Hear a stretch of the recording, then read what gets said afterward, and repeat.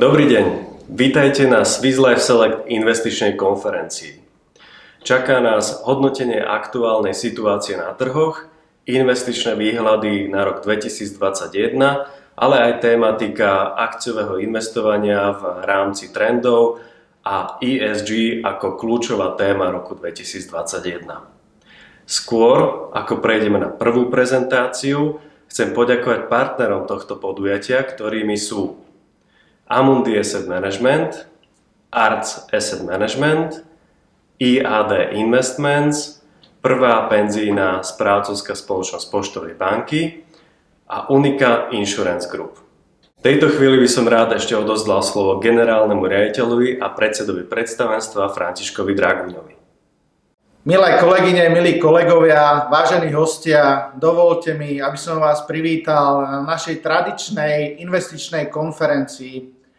No, tradičná asi nie, pretože bude online a povedzme si úprimne, čo v tejto dnešnej dobe zažívame tradičné. Všetko je iné, všetko je nové, učíme sa žiť viac v online priestore a preto, keďže okolnosti inak nedali, aj táto konferencia bude online, ale ja verím, že bude veľmi zaujímavá, máme zaujímavé témy, veľmi zaujímavých zahraničných hostí a verím, že si to užijete. Samozrejme, investície sú obrovskou témou našej spoločnosti, nie je prvý rok, preto organizujeme túto investičnú konferenciu. Som nesmierne rád, že rok 2020 dokázal, že investície sú pevnou súčasťou našej firmy. Dosiahli sme krásne výsledky, bol 50% medziročný rast v investíciách. Doba pandémie ukazuje, že ľudia musia sa starať nie len o svoje nové domy, byty, hypotéky, ale samozrejme vytvárať si nejaké rezervy. A my sme tu práve preto a verím, že aj v tomto roku dosiahneme opäť minimálne 50% rast v investíciách. Užite si dnešnú online konferenciu a prajem príjemný posluch a samozrejme silný signál. A teraz si už vychutnajte prezentáciu Marka Bruča, hlavného ekonóma skupiny Swiss Life. Mark a jeho tím získali za rok 2019 ocenenie za najpresnejšiu makroekonomickú predpoveď tak pre Švajčiarsko, ako je pre eurozónu. Takže jeho slová majú naozaj váhu.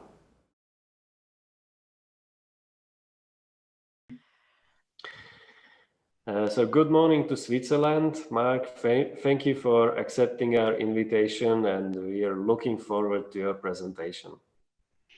Good morning, Peter. Thank you very much for having me again. Unfortunately, this time I'm not in the room. I enjoyed a lot having been in Bratislava last year for the first time in my life. And I remember that it was more or less exactly at the same time in the year. And I remember that we discussed potential sources of a recession. We started to discuss the risk of a recession. And since in that morning I read in the newspaper about a new virus that emerged in China and has become a risk of a pandemic, I remember that I mentioned in this presentation for the first time that a pandemic like the coronavirus could be an external risk for an economy like the Slovak economy or the Swiss economy, you know, to trigger a recession. Yes, and since then we learned a lot about this virus and we had to rewrite our stories and our projections for economic developments, of course, quite a lot since then. And we learned a lot, and it was an exciting year still for an economist to observe these developments. And just as a summary, I brought you two titles of The Economist newspaper magazine. The one is from the first week in February last year, where the coronavirus is mentioned for the very first time. And the other one is from November 14th, when we had news about the availability of a vaccine. And all of a sudden, we all were, of course, very hopeful that we see light at the end of the tunnel. And this will be now part of my presentation. How realistic is it to expect the end of the pandemic this year already? what could be alternative scenarios for the economies, but also, of course, for financial markets. We all have learned to look at numbers from the pandemic, people getting infected, all the case numbers all over the world. And now we have new data to follow, and it's the number of people that have already received at least the first shot of the vaccine. Here a global number. We have now reached, as of yesterday evening, a number of more than 40 million people. And I can strongly recommend you to watch these numbers from that source, All World in Data. That is an organization that is sponsored by the Oxford University. They collect the data on a daily basis, and they also collect data for every individual country. Why is it so important to monitor these numbers, to look at these numbers?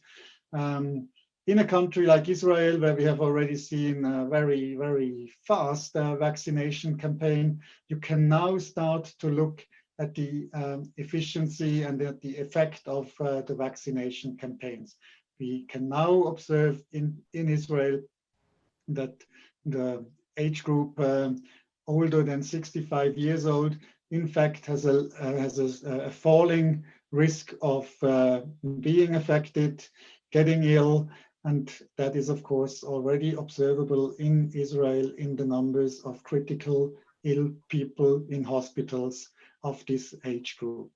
And if this success of this campaign is confirmed further, and also in other economies, in other countries, like yours or in Switzerland or elsewhere in Europe, that for sure is also, improving the willingness of people to get the vaccine. And that means that indeed it could be a possibility that the end of the pandemic will be already happening this year in 2021. And it all depends on these developments when we have to formulate economic scenarios or scenarios for the markets. We at Swiss Life Asset Managers have now for the current year 3 alternative scenarios which we are monitoring and upon which we are basing our investment decisions. We have one of these scenarios where we are a bit skeptical, where we think there can be still an accident happening with respect to the pandemic. Maybe the vaccination campaign fails because people are not willing to get the vaccines, or because we have a third wave even in Europe, or a significant second wave in Asia, slowing down the economic recovery again, or we have very serious mutations of the virus which are not to be covered by the currently available vaccines. Such a scenario would be very bad news for the economy. It would result in an immediate and sharp rise in unemployment, again, probably in the United States first and in the United Kingdom. And it will also result in a rising number of corporate bankruptcies of firms that simply have to give up activity in quite a fast time. In such a scenario, everybody wants to go back into safe havens for obvious reasons. That would mean that sovereign bond yields for countries like the US, but also Germany, Switzerland, they will all fall again, and more of them will fall into negative territory when it comes to the 10-year sovereign bond yields. This scenario, in our view, has a probability currently of 15%. It's not a very likely scenario. We are more optimistic that indeed the end of the pandemic starts in 2021. But we have to work with some of legacies of the pandemic. It will not be back to normal all of a sudden and everything will be fine again. We will still observe rising unemployment rates in Europe, and we will anyway be confronted with rising numbers of corporate bankruptcies. That will have an impact on markets for sure. Will add probably to market volatility also in the months ahead. A little bit of medium-term impact of the pandemic will be that we have lower potential growth numbers for a certain period of time, and we have rising political instability. Both are topics which I want to discuss with you a little bit later on in my presentation. This scenario for us is the most likely scenario. Almost 2/3 probability is what we give to this scenario for the time being.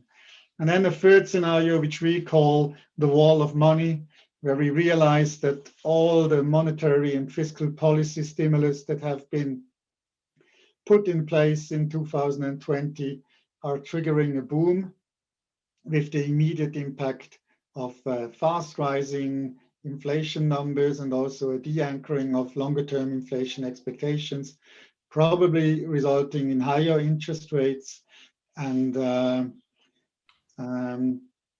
triggering also wage growth and nervousness on the markets for fixed income paper. This scenario maybe is in the short term not very likely, but it is a scenario which in the longer term is certainly something we have to discuss, and also I will spend a few minutes for this topic later on. So what have we learned in the 12 months since the outbreak of the pandemic? We as economists, people covering economic developments, we are very happy to have received new data, very interesting data, all of a sudden made available. We now have high frequency data to track economic activity almost on a daily level, so that we have a good indication of how strong an economy is affected by certain measures to, fight a second or a third wave of the pandemic. All these containment measures and their impact can now be observed insofar as what their impact is on economic activity. I'm not familiar with any Slovak indicator for that matter, but I know that the Austrian Central Bank publishes on a weekly basis a GDP indicator, which of course gives us very good insights in what's going on right now. And we see from that gray line here on that slide that total GDP activity in Austria has started to slow and fall again with new containment measures, with a new lockdown implemented by the end of November in Austria. That has slowed down the economy quite a bit, as you can see. But it's no comparison with the situation in spring. The impact is far less dramatic. We have seen quite a strong decrease in economic activity in the period between February and April of last year, and this time the impact is far, far smaller. That is true for Austria. You have similar indicators for Germany and also for Switzerland, and they tell us the same story. Switzerland is even doing a little bit better. Here we just see a stagnation in the fourth quarter of 2020 and no renewed decline. These indicators are built upon various data that are now available. One of these data sets is this famous Google mobility indicators, also available for Slovakia. And here you see how much your mobility has, suffered from renewed lockdowns in December, how strong the impact was on your individual behavior when it comes to time spent for retail activity or for recreation, or for the time you spend at your workplaces. For Slovakia, one has to say that the impact of the renewed lockdown, which is quite a severe lockdown in European comparison, has been more meaningful and more dramatic than elsewhere in Europe. So your economy will suffer probably from a bit bigger hit with respect to the impact of domestic activity and containment measures impacting domestic activity. But your economy, like most other European economies as well, benefits strongly from something that has changed quite dramatically compared to the spring last year. Last year, the whole world was in lockdown, and one of the measures that have been taken almost at the same time everywhere was also to close borders. That meant that supply chains in manufacturing were interrupted. Car makers, as an example, could no longer move their goods from one country to another or from one plant to another. And that has impacted industrial and manufacturing activity, so this cyclical element of the economy, quite dramatically. I can show that with these purchasing managers indicators shown here. Any reading of these indicators above 50 points means that the industrial sector has accelerated compared to the previous month or is in expansion. And you see that the black elements of my chart illustrating the situation in April 2020 was really dramatic. Especially for Europe, all these indicators clearly below the 50 points mark. China, as an exception, was already in recovery in April, emerging from their lockdown. But the picture was really, really bad. And that was in the middle of this deepest recession since many, many decades for the world economy. Things have changed since, and with the latest lockdowns, the authorities have not again closed borders, have made sure that manufacturers are capable to move goods all around the globe. And now manufacturing in Europe is benefiting from the economic recovery in Asia, China mainly, but also in the rest of Asia. And they are enjoying strong new orders intake. And that means that the manufacturing sector in Europe is expanding again.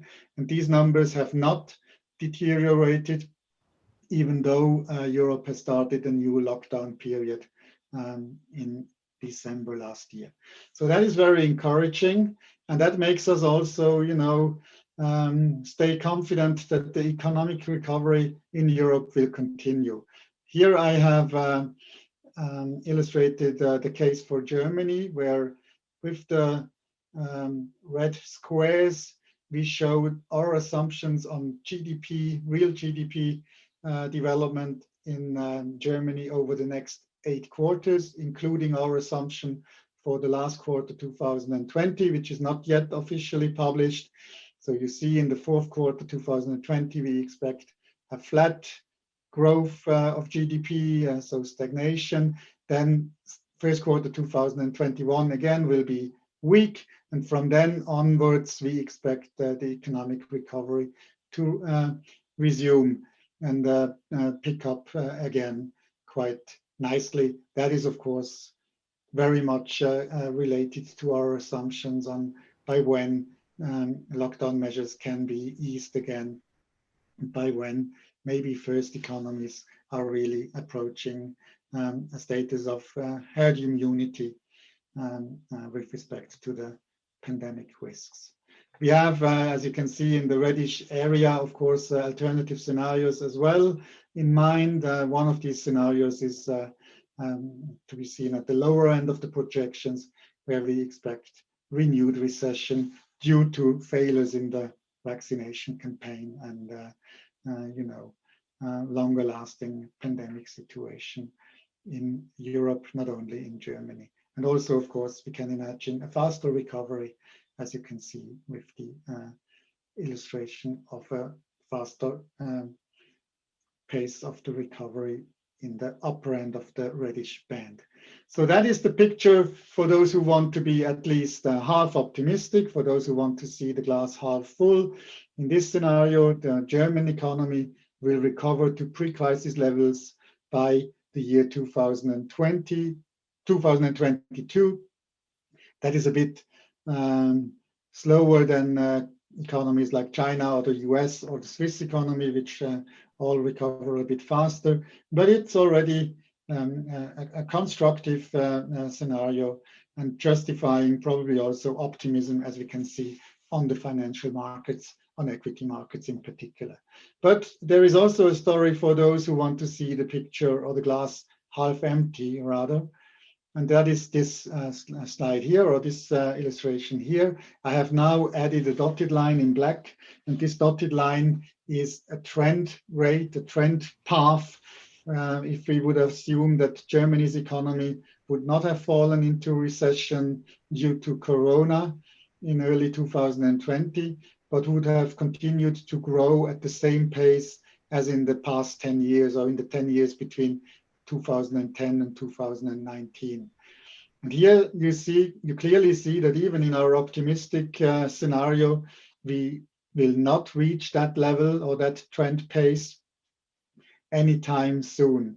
We will certainly not reach that before the end of 2022. And if you now look at this gap between the very last red square and the end point of my dotted line, if you calculate this gap, it is some 4 percentage points of German GDP. And this is why we talk of 96% economy. That is true for Germany. It is more or less true also for the Eurozone in total. There is something that will be missing in the quarters ahead. We will not recover entirely, and that is what we mean with this expression of the 96% economy.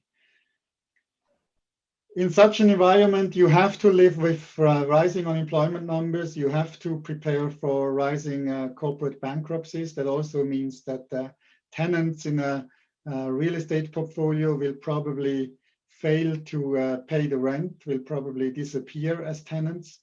And it's not only corporate bankruptcies, it's also firms and entrepreneurs that simply give up their business because there is not enough growth and not enough demand. That is what describes our current base case scenario. And there comes another risk, which we have included into our base case assumptions, and it can be a longer term issue and will also have implications for financial markets. And that is an observation that some researchers have taken from previous episodes of pandemics. Of course, each episode is a bit specific, and of course, COVID-19 was very particular because it was certainly the biggest pandemic and the pandemic with the biggest economic and also medical impact since the Spanish flu. But nevertheless, I think this study, which I quote here on this page, is a very meaningful read. Here is a group of researchers that work with the International Monetary Fund, and they have published a paper where they have analyzed developments following to a pandemic since the year 1980 all over the globe. And they have found out that very consistently after all these pandemics, you have observed weaker potential GDP growth in the economies that have been affected by the pandemic. We would expect the same to happen again after this corona pandemic. You have seen rising unemployment, and you also have seen rising inequality. That means that the gap of people that grow richer and those who are left behind maybe lose their jobs. This gap is widening. That is an observation that has been made for all these pandemic episodes of the recent past. And then a very typical pattern of each period after following to a pandemic was that you have seen higher events of civil unrest. So that means street protest, government changes, social instability overall in general terms. By the way, also something you read when you read books about the Spanish flu and the years that followed 1918. There was a bit of a an outbreak of social unrest in these countries after 1918 in many places, not only Russia. not only going back to the pandemic, certainly also in response to the First World War, but maybe the pandemic also played a role. And this is a risk going forward, that we will see more of that happening here around the globe as a consequence of events that just have happened last year. How do you want to measure such a development? We looked at Google Trends for some indications, and we tried to find out whether or not people are becoming more interested in an expression, in a term like civil unrest, which describes what I wanted to highlight as a potential risk in the aftermath of the pandemic. And indeed, and again, maybe by coincidence, but indeed, the search volumes for that expression has really jumped during 2020. That may have to do with developments like the Black Lives Matters movement in the US, or with climate change activity, or but it certainly also has to do with people getting angry about the handling of the pandemic, becoming afraid of losing out with respect to their social security. All that is probably also now in people's mind, and provides room for such developments, which worries us a little bit, and which, of course, we think we need to include into our investment decisions. And then we saw this picture here, and for me, it is completely adding up to what I just said. We have people that are angry, maybe not only angry about the handling of the pandemic, maybe there is something more behind. People that feel somehow, they would not tell you that, but somehow they feel that they are losers. And maybe it is well explained if you put the picture of these people entering Capitol in Washington with the stock market price development at the same time. These people are probably not invested in the S&P 500 index, and they know, or they feel, that they have lost out against other people which have become richer and richer over the past 10 years. Real wage growth in the United States was more or less flat over the last 10 or 20 years. But if you were an equity investor, certainly after the financial crisis in 2008, 2009, you could haven't done anything wrong. You really were strongly benefiting from rising stock market prices, and they have reached an all-time high at the same time when these people were becoming so angry that they wanted to change their government. It is an echo of the great financial crisis, but it is maybe also one of the first pictures to see, to be discussed as a consequence of the pandemic.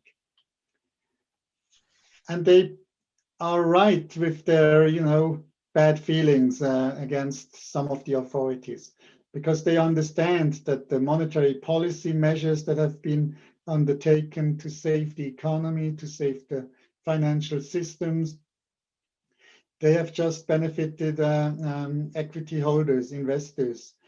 And it has not stopped in 2020. It has rather, accelerated even. This chart, and if we focus on the black line at the bottom of my illustration, it is becoming easier to understand. This chart illustrates how much money the 5 leading central banks have spent, or by how much money in dollar terms these central banks have increased their balance sheets over a 12-month period of time during the last years, and certainly in response to the great financial crisis in 2008.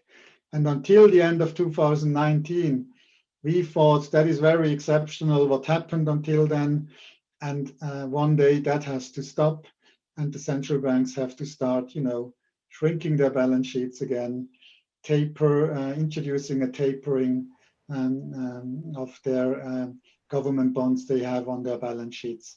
But no such thing happened in 2020, rather the opposite. These numbers have exploded yet again as a response to the recession and to the pandemic, and have reached new record high levels. In monthly numbers, the central banks have added some $560 million on top of what they already had on their balance sheet in each single month of 2020. And that explains why equity markets have risen that sharply again after their trough in March 2020. But that triggers, of course, other concerns also. Is it now time to think about inflation risks? And here I please apologize. I have taken two German media which have started to discuss this risk. That is a typical German reflex that they are afraid of the emergence of inflation, although currently the Eurozone just reports a negative inflation rate. They are already worried about what may come in the future. And let's discuss this topic again. It's not the first time that we discuss this topic. We have seen this debate coming out of Germany already in 2008, when we had the first big wave of monetary policy injection, unconventional monetary policies. And as we saw, the first impact also on equity markets coming from these asset purchase programs introduced by the central banks. 2008, we at Swiss Life Asset Managers were by no means worried about inflation risks, because we said it needs more, it takes more than just monetary policy. It needs, most importantly, that this monetary policy injection results in growing lending activity, so that not only the central bank supports the financial system and the commercial banks, but then that these banks also are willing to lend out to the real economy, to the corporate sector, to homeowners, and that was not observable in 2008. It also needs a combined effort from monetary policy and fiscal policy to really worry us about inflation risks. And in 2008 and the years after 2008, we saw the opposite. We saw that Europe was in austerity. The government has started to, introduce austerity programs. We all remember the discussion about Greece or other southern European economies in 2010 until 2012, which undertook quite different fiscal policy measures than an accommodative fiscal policy. Output gap maybe as another point which made us confident back in 2008 that inflation will be no risk, simply because we knew that there is so much overcapacity around the globe, which can be used before we will see any inflation pressure emerging. And then, of course, the trump card was always that we were convinced that globalization dampens inflationary tendencies, has a disinflationary impact. And this is why this reddish area has this peak in the area of the globalization topic, because here we were really convinced that there is no inflation risk emerging from that side. Now things are a little bit different. If we want to look at the numbers of fiscal policy measures announced to cope with the COVID recession, you see that it is a total difference to 2008. Let's look at the German numbers only. Germany has announced expenses, loans given to the corporate sector, or guarantees in the amount of 39% of its GDP. In 2009, 2008, Germany just spent 4% of its GDP to cope with the recession then. So it's almost a factor 10 bigger this time when it comes to Germany's fiscal package to cope with the crisis. And this money is now being spent. Germany has an election due this year, so everything they have already agreed upon in the coalition government will certainly be spent in order to make voters happy until September. And that is money that has already entered or will enter the real economy, money that also drives, of course, financial markets. And it's the same almost everywhere. We have just seen an announcement by Joe Biden that he wants to implement a new fiscal policy package, again worth almost 10% of US GDP, so that in the US in total, maybe we can talk about a 25% worth of GDP fiscal package to be implemented. And that, of course, means that this time we are more concerned about inflationary risks going forward. We have now a gray area where we see that the big risk probably comes from fiscal policy and from the fact that we now have a coordinated fiscal and monetary policy. Both went all in with their measures to cope with the financial crisis.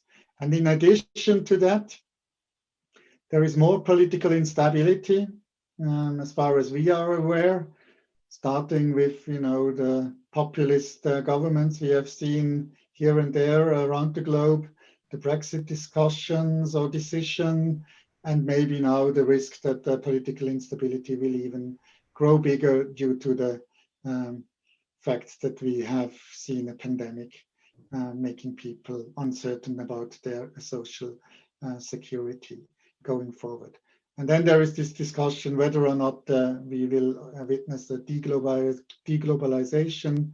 Here I'm not totally convinced, but it is certainly a bigger risk than it used to be when we first implemented this matrix to discuss inflation risks. Short term, we are not worried about inflation. We still have plenty of overcapacities in the manufacturing sectors, but also in the services areas. First, the economies need to recover as long as we are in this 96% economy, and short-term inflation risks are rather small. Nevertheless, you see that our inflation projections for the Eurozone are such that we see a gradual increase of inflation rates to 1% on average this year, 1.5% on average next year, and that is moving inflation numbers closer to the ECB's inflation target. And that means by then the markets will start to observe whether or not the ECB or in the US, the Fed is ready to, start tightening monetary policy. One thing which we think is not very likely. Rather, we think that monetary and fiscal policy continue to be blended. There is no longer an independent monetary policy to be seen. Monetary policy has fallen below the fiscal dominance in our view. So it's really fiscal policies and fiscal policy requirements that dominate monetary policy decisions. Monetary policy has become an instrument of fiscal policy, if you so want. This again is a chart I have already shown to you last year in the Bratislava event. What we have seen since then is that indeed more such fiscal policy measures have been implemented. The Bank of England has directly financed government debt as one of the instruments that were observable in 2020. We have certainly seen much more quantitative easing. And you could also argue that some measures taken in Japan and also the $2,000 stimulus check that will be distributed to US households, both of these are also forms of helicopter money if you so want. So a blending of fiscal and monetary policy measures, which also mean that interest rates are probably here to stay low for a very long period of time. As a consequence, we have seen the number in dollar terms of debt outstanding with a negative interest rate or a negative yield has just risen during 2020 to new record volumes by the end of 2020. Even a country like Spain temporarily had a negative yield on its 10-year sovereign bond. And that was something that was certainly not imaginable in 2020 when Mario Draghi started with his promise that the ECB will do everything, whatever it takes to save the euro. And it was also not clear that things will develop this way in March 2020, when Madame Lagarde first said it's not the central bank's job to care about sovereign spreads. Over time, financial markets learned, Madame Lagarde, that it's indeed her job to do so and the ECB's job to do so. We are, in an environment where it is required that the central bank supports fiscal policy with their measures to cap nominal bond yields. That is something we know as financial repression, that these measures have the target to cap nominal bond yields. And as a result of that, when we look into markets now for the last few minutes, as a result of that, we are coped with, again, record low credit spreads, record high valuations. This, again, is just an updated chart of my presentation last year. And I told you the same last year again. By the end of 2019, we have seen a record low credit spread for US dollar corporate bonds. So that means the valuation was then already very high in historic comparison. We have seen then a sharp rise in this spread, of course, during the outbreak of the pandemic and during the first wave, during that period when financial markets collapsed, equity markets collapsed. But since then, we have seen a fast recovery. So those who have invested in corporate bonds by around March, April last year, they have really benefited from this courageous investment decision.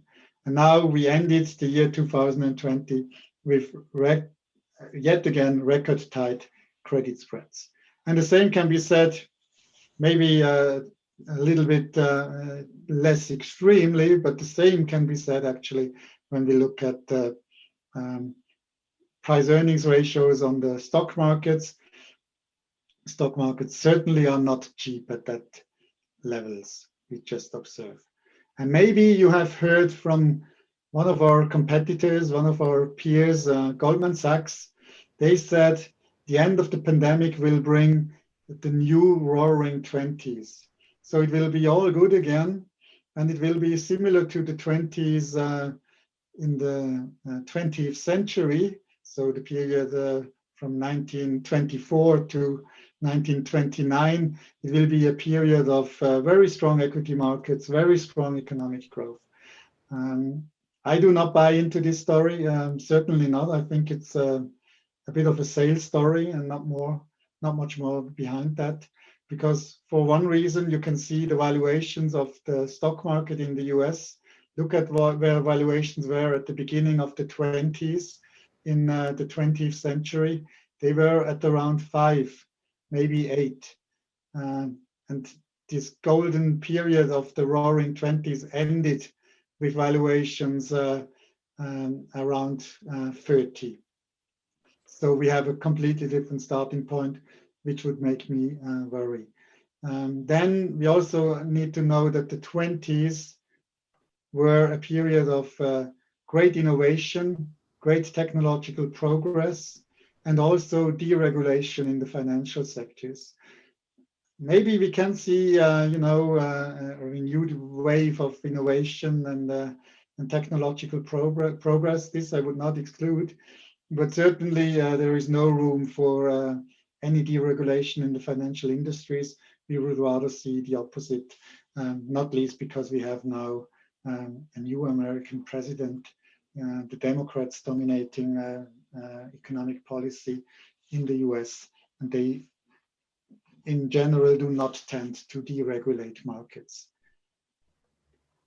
Another thing we have to bear in mind is that despite this favorable interest rate environment for the corporate sector has problems to service its debt burden.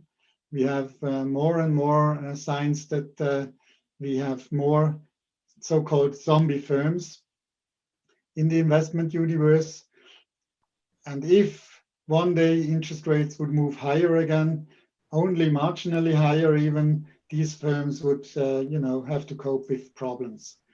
In the United States or in North America in total, a third of the companies looking at their debt coverage ratio, a third of these firms are not capable to cover their interest expenses with their earnings before taxes, which is a worrying sign. So that brings me to the discussion of how should we position ourselves? How should you position your clients' portfolios? What should you tell your clients when they ask you for advice? It is a fact that top quality bonds in fixed income do not offer any direct yield anymore.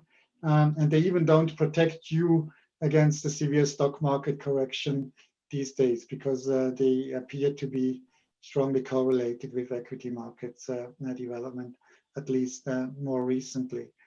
Thus, as an investor, you have to decide. You have two options, basically.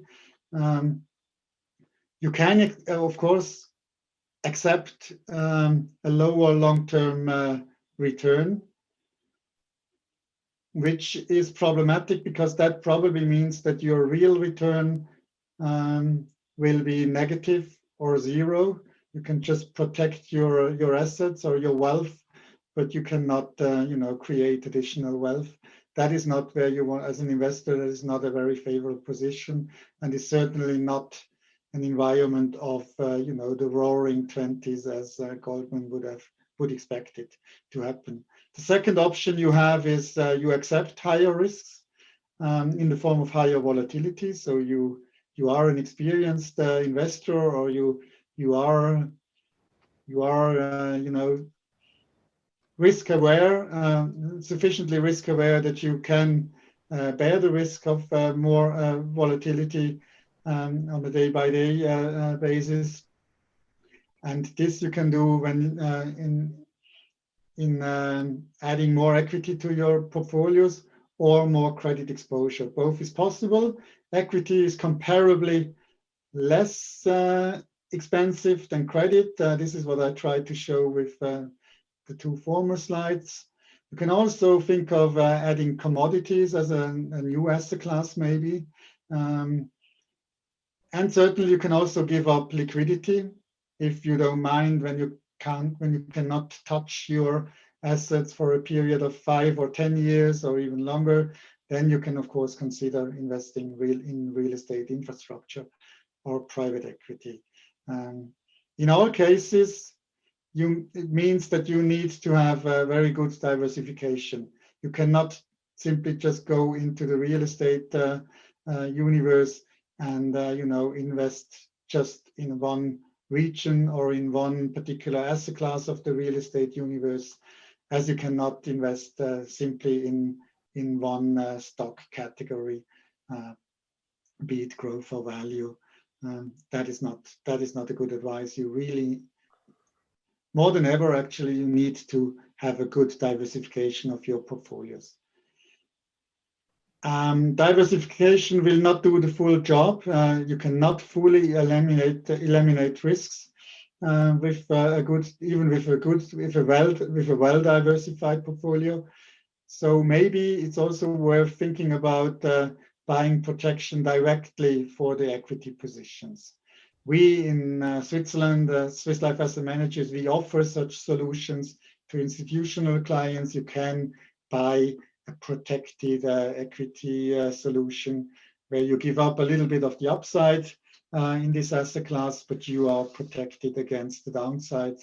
And you can imagine that such a product was working very well in the first half of 2020. So to summarize, short term, that means until the end of this year, we believe that indeed we will see the light at the end of the tunnel. The containment measures will be good enough to cope with the second and the third wave, and they have a limited economic impact, meaning that we think the economic recovery will continue. We have now seen a dip in economic activity in the countries most affected by renewed lockdowns, but the global economy continues its recovery in our base case scenario. Monetary and fiscal policy, in our view, will stay supportive as they are until at least 2023. That is the time horizon we were given by the European Central Bank, until when they want to continue their asset purchase programs. We also know from the US Central Bank that they, quote, are not even thinking about raising rates. And we also know that the governments have all incentives to continue to support their economies with their fiscal programs. That is very much so true for the German economy, simply because Germany has a general election this year. Over the longer term, we are convinced that there are legacy effects of the pandemic which will not disappear anytime soon. We do not buy into a scenario where all will be fine very quickly. We think we will have to live with a 96% economy, where we have a higher structural unemployment and where firms will disappear from the markets, from doing business as tenants in a real estate portfolio. The old topics move back to the surface, the sovereign debt problem, the trade policy issues. The trade war is not solved with the handover from Donald Trump to Joe Biden. Climate change will play a role in all investment decisions going forward. Keyword here, of course, ESG compliance, and then the digitalization will remain a key topic.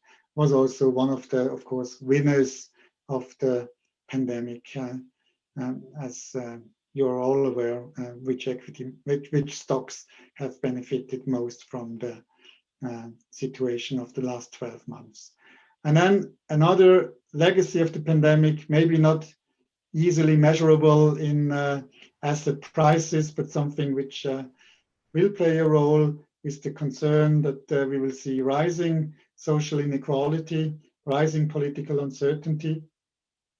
In a democratic society, that means that maybe parties which want to tax the rich gain share in elections, gain voters share. That becomes popular, that we include or introduce wealth taxes, or that we introduce taxes on financial transactions. These topics will certainly resurface and will also add to volatility on financial markets.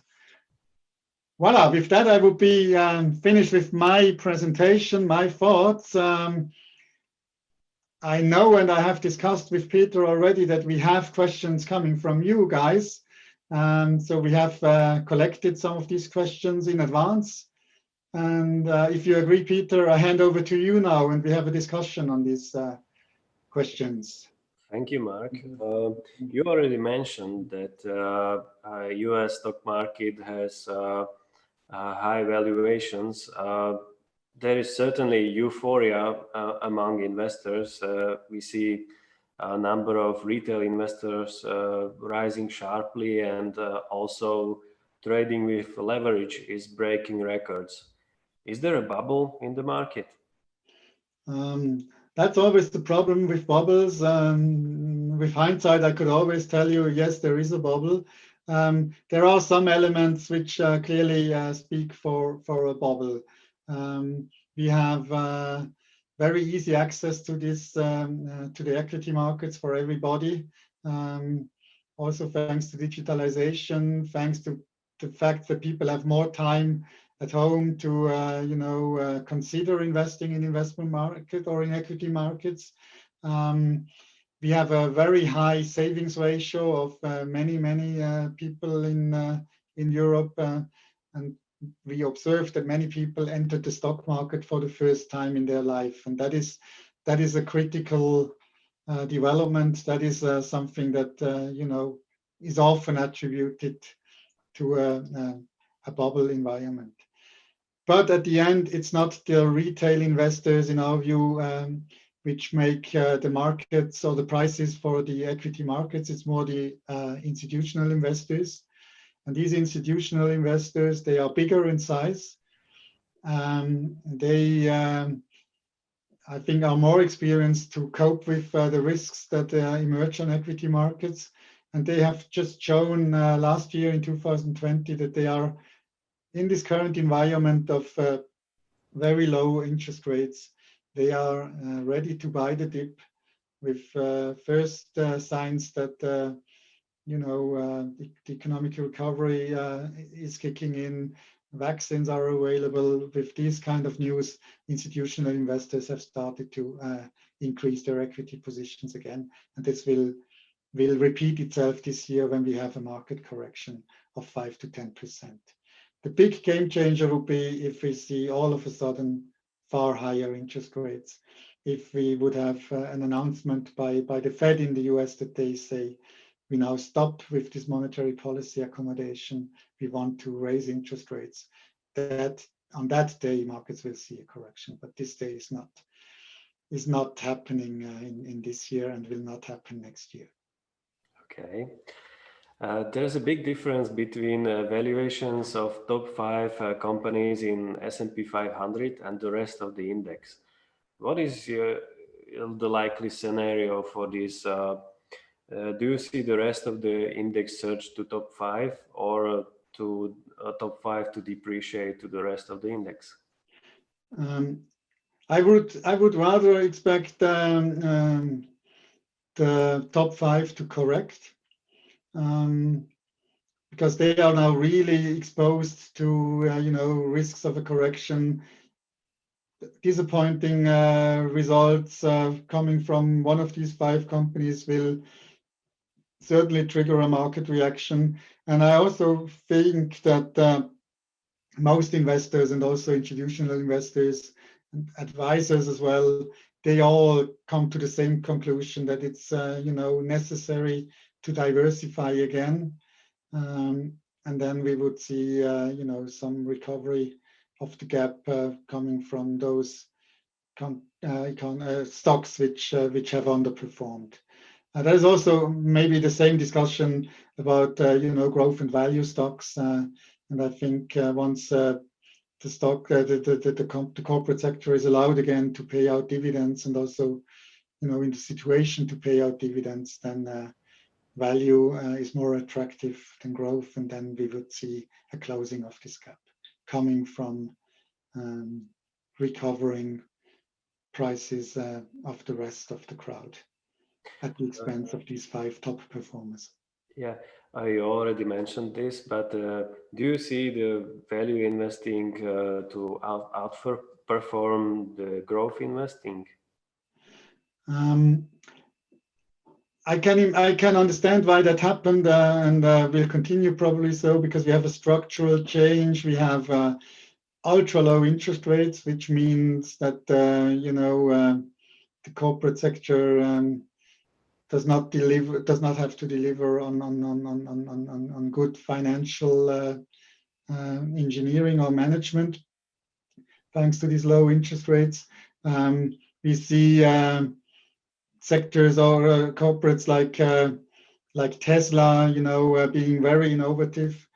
But over time, I would expect that these ideas that come from these first movers will be taken over by the value stocks. and maybe they over time they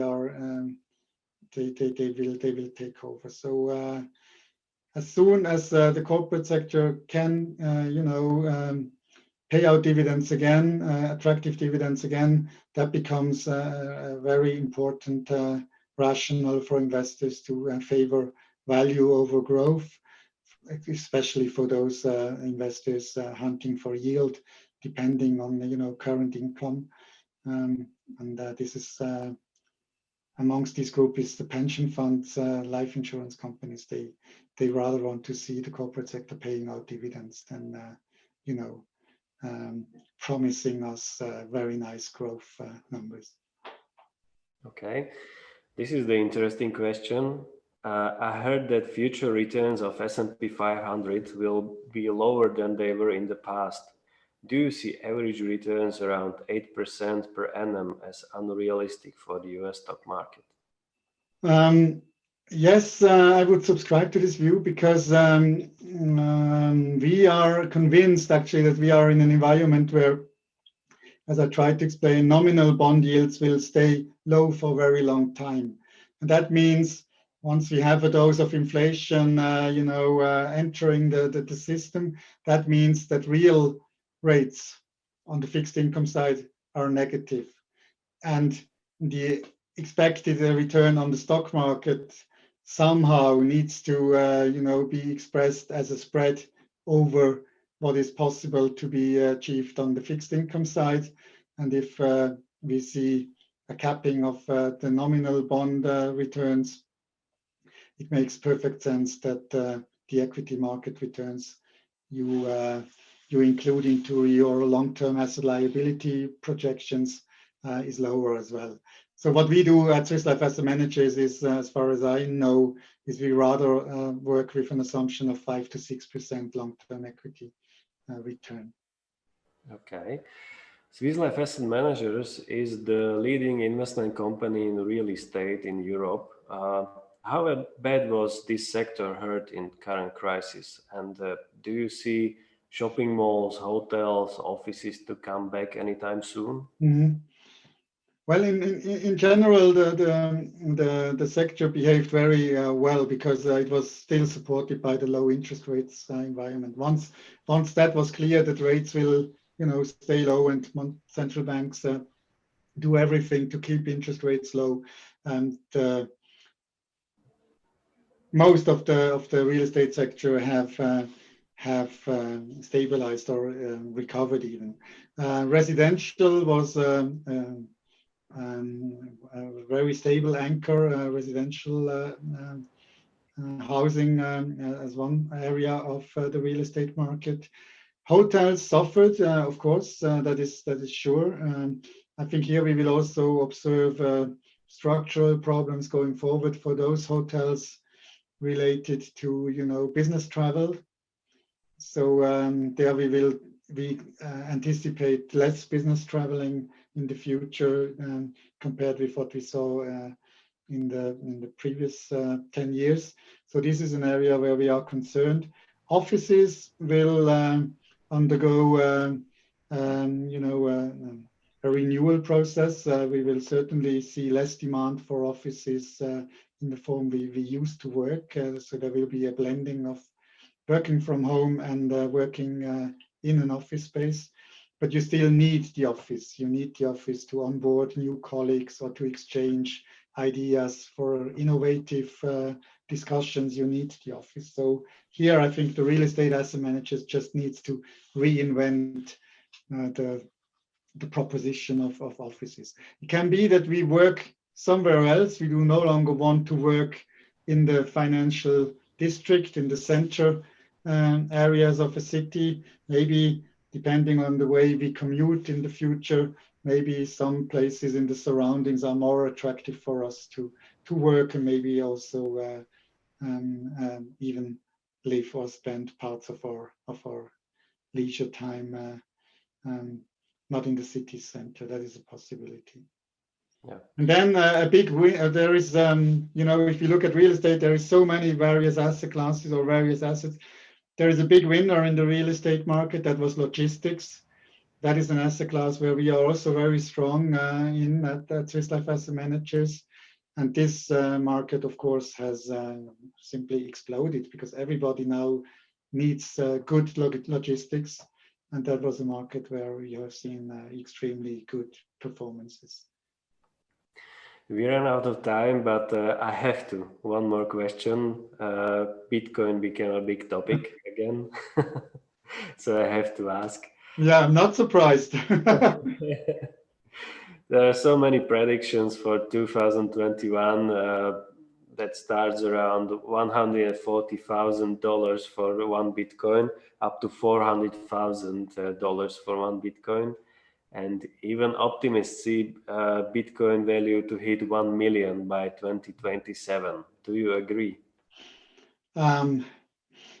Listen, most of my time I work for a life insurance company, and that is one of the most regulated industries you can imagine.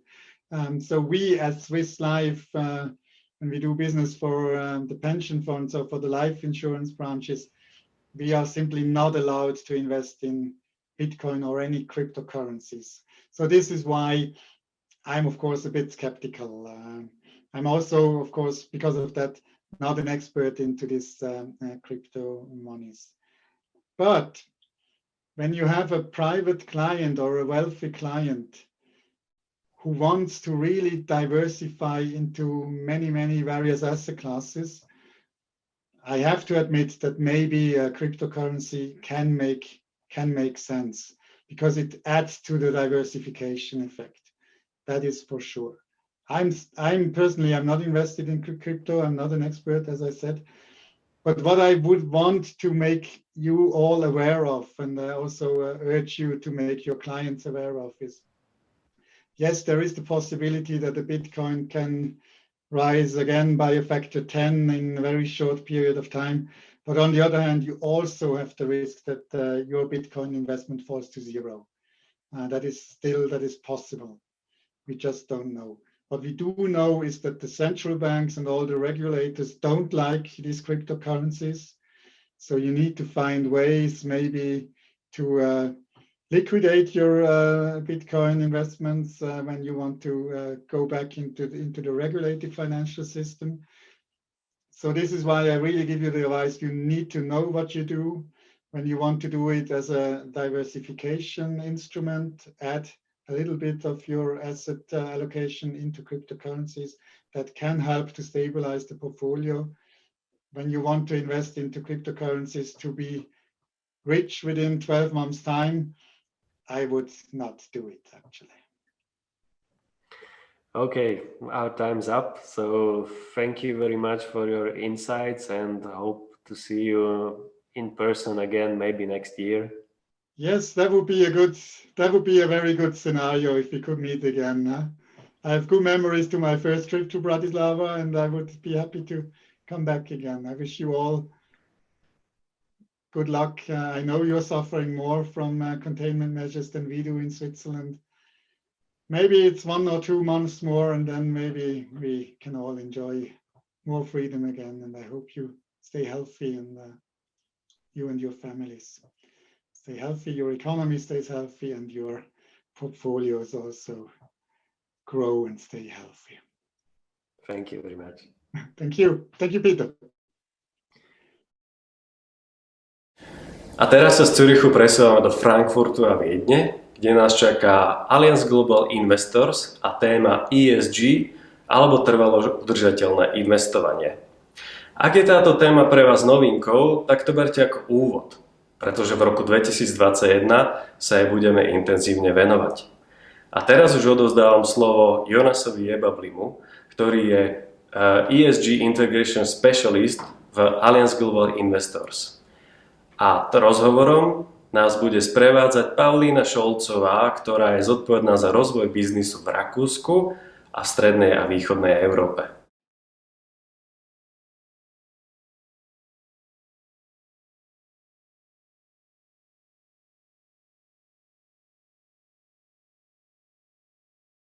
Ladies and gentlemen from lockdown Vienna, my name is Pavlína Šolcová and I cover business development for Central and Eastern Europe and Austria for Allianz Global Investors. We are honored today at this online investment conference to share some insights on sustainable investing. Maybe also you know it as ESG investing. Important to say that sustainable investing is not fresh team or new fresh team. Allianz Global Investors is an asset manager with strong expertise in this field, with 15 years pioneering history and reached A+ rating from the United Nations Principles for Responsible Investment. What does it mean in practice? Nowadays, approximately 100 of our analysts and portfolio managers continuously engage with all investment professionals via our global digital collaboration platform to deliver appropriate solutions for our clients. Talking about sustainable investing from my point of view, it's not anymore about questions yes or not or no sustainable investing. It's already a normal part of our investment processes and risk management. Nevertheless, I would strengthen here that asset managers were and are profit-oriented companies, so we target ahead to deliver returns to our clients, and ESG should be an added value for our clients. And actually, it brings me to the first question to my guest today, Jonas Jebavli, who is our global ESG integration and solution specialist. Good morning to Frankfurt, Jonas. Good morning, Pavlína. Good morning, Slovakia. And yeah, you correctly stated, sustainability is a trend to stay. And also we at Allianz Global Investors have a very strong conviction that sustainability is a trend for the next decade and will shape the asset management industry tremendously, where we already have profound solutions. And for sure, sustainability and performance is not contradicting. Perfect. Happy to having you, Jonas. I have in next approximately 20 minutes few questions for you. As I already mentioned, I have in my mind my first question. What are the global trends in ESG today, and how much of the world's investment is already sustainable today? Yeah, thanks. That's a good question. That brings me probably to my first slide. So the global focus on sustainability investment solutions creates, first of all, attractive investment and also business opportunities. If you ask me about the trends, we have actually identified 3 core pillars, so to say, that drive the demand and also sustainability as such. On the one hand side, regulation is strengthening over time, namely not the sustainability regulation coming from the European Commission and also via the Sustainable Action Plan in Finance. A second pillar is the growing demand from clients and a societal shift. If you only think about millennials or the new generation who will be the investors of the future, they have a very strong demand for sustainability objectives. And on the other hand, over the past years, it has been proved that ESG is not limiting portfolio or investment performance. Rather, it's the other way around. It is protecting investments from risks. And on the other hand, it can be a driver of outperformance. On your second question, if you ask me about what is already the volume invested in sustainable strategies, as you can see on this page, based on a study from PwC that came out last year, currently there are 15% of the worldwide assets, roughly 0.9 trillion, is already allocated in sustainable investment strategies, where PwC, but also us, we expect this to grow over the next years, where we assume that by 2025, roughly 60% of the global AUMs will be allocated in sustainable investment strategies. If you break that down, that would mean that it is an annual growth rate of 28% per year that would shift to sustainable investment strategies. Astonishing. You mentioned strong word regulation. How does the regulatory framework for sustainability look like today? And what can we expect in this direction in the future? Yeah, sustainable regulation is really a huge topic. I mean, like as just mentioned, the European Commission is driving its political objectives. So to say, it is really a decade trend. Whereas today we talk about the Green Deal, which is meant to transform Europe into a climate neutral continent by 2050. What you can see here is a little bit the history how sustainability evolved over the last years.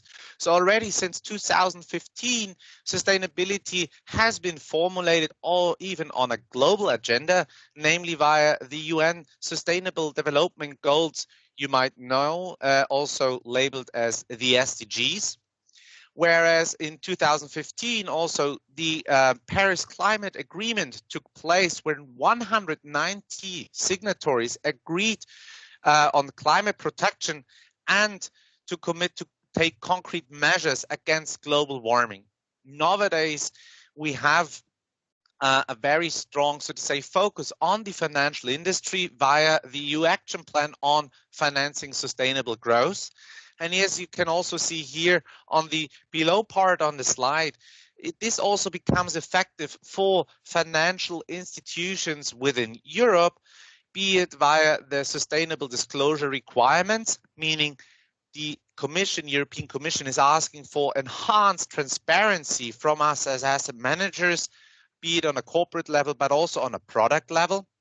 The second is the taxonomy, which I always describe a little bit as the Bible for sustainability, as really hard measures for environmental but also social metrics will be concluded. But also the MiFID II regulation, which will make it mandatory for us as asset managers when we have a client advisory, be it on an institutional level, but also on the retail level, to ask our clients about their sustainability preferences.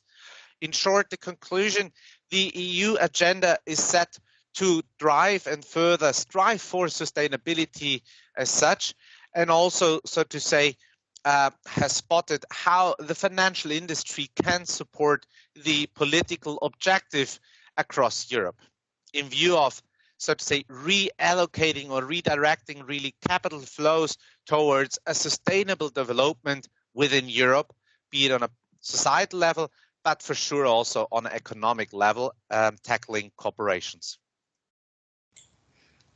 So I would say the way ahead is very clear, and it will influence not only institution, client, asset managers, but also the end client. My next question is, why is sustainability considered today as a key factor in determining the long-term value of companies? Sure.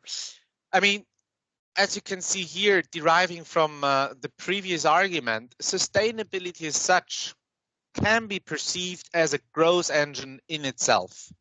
And what you can see here on the slide are the estimated annual finance needs in view of achieving our sustainability targets as a society.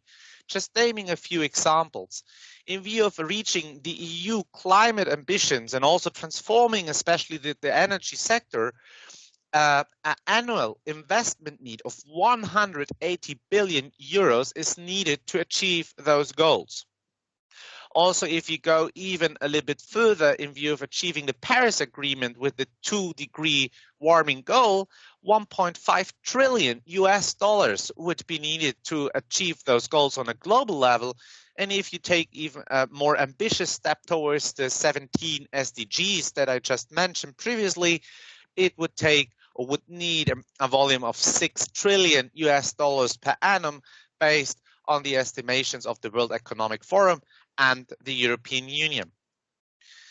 Another part is also not only talking about opportunities, that ESG in our conviction is going to go mainstream because it's business critical. What do I mean by that? Companies that recognize the importance of E S and G factors, namely environmental, social, but also governance issues into account and manage them well, are increasingly attractive for us as investors, while companies that fail to pay attention to ESG can be perceived at a higher risk.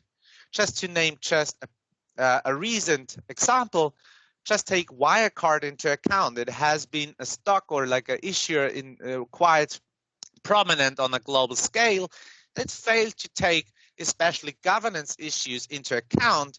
And even so, it has been perceived as one of the best performing stocks over the last years within the German investment universe.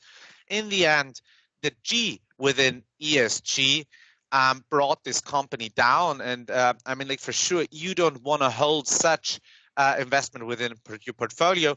And I can proudly say that we as Allianz Global Investors, we, so to say, made the case from an ESG lens and also divested before the tail risk, so to say, materialized on that respective stock.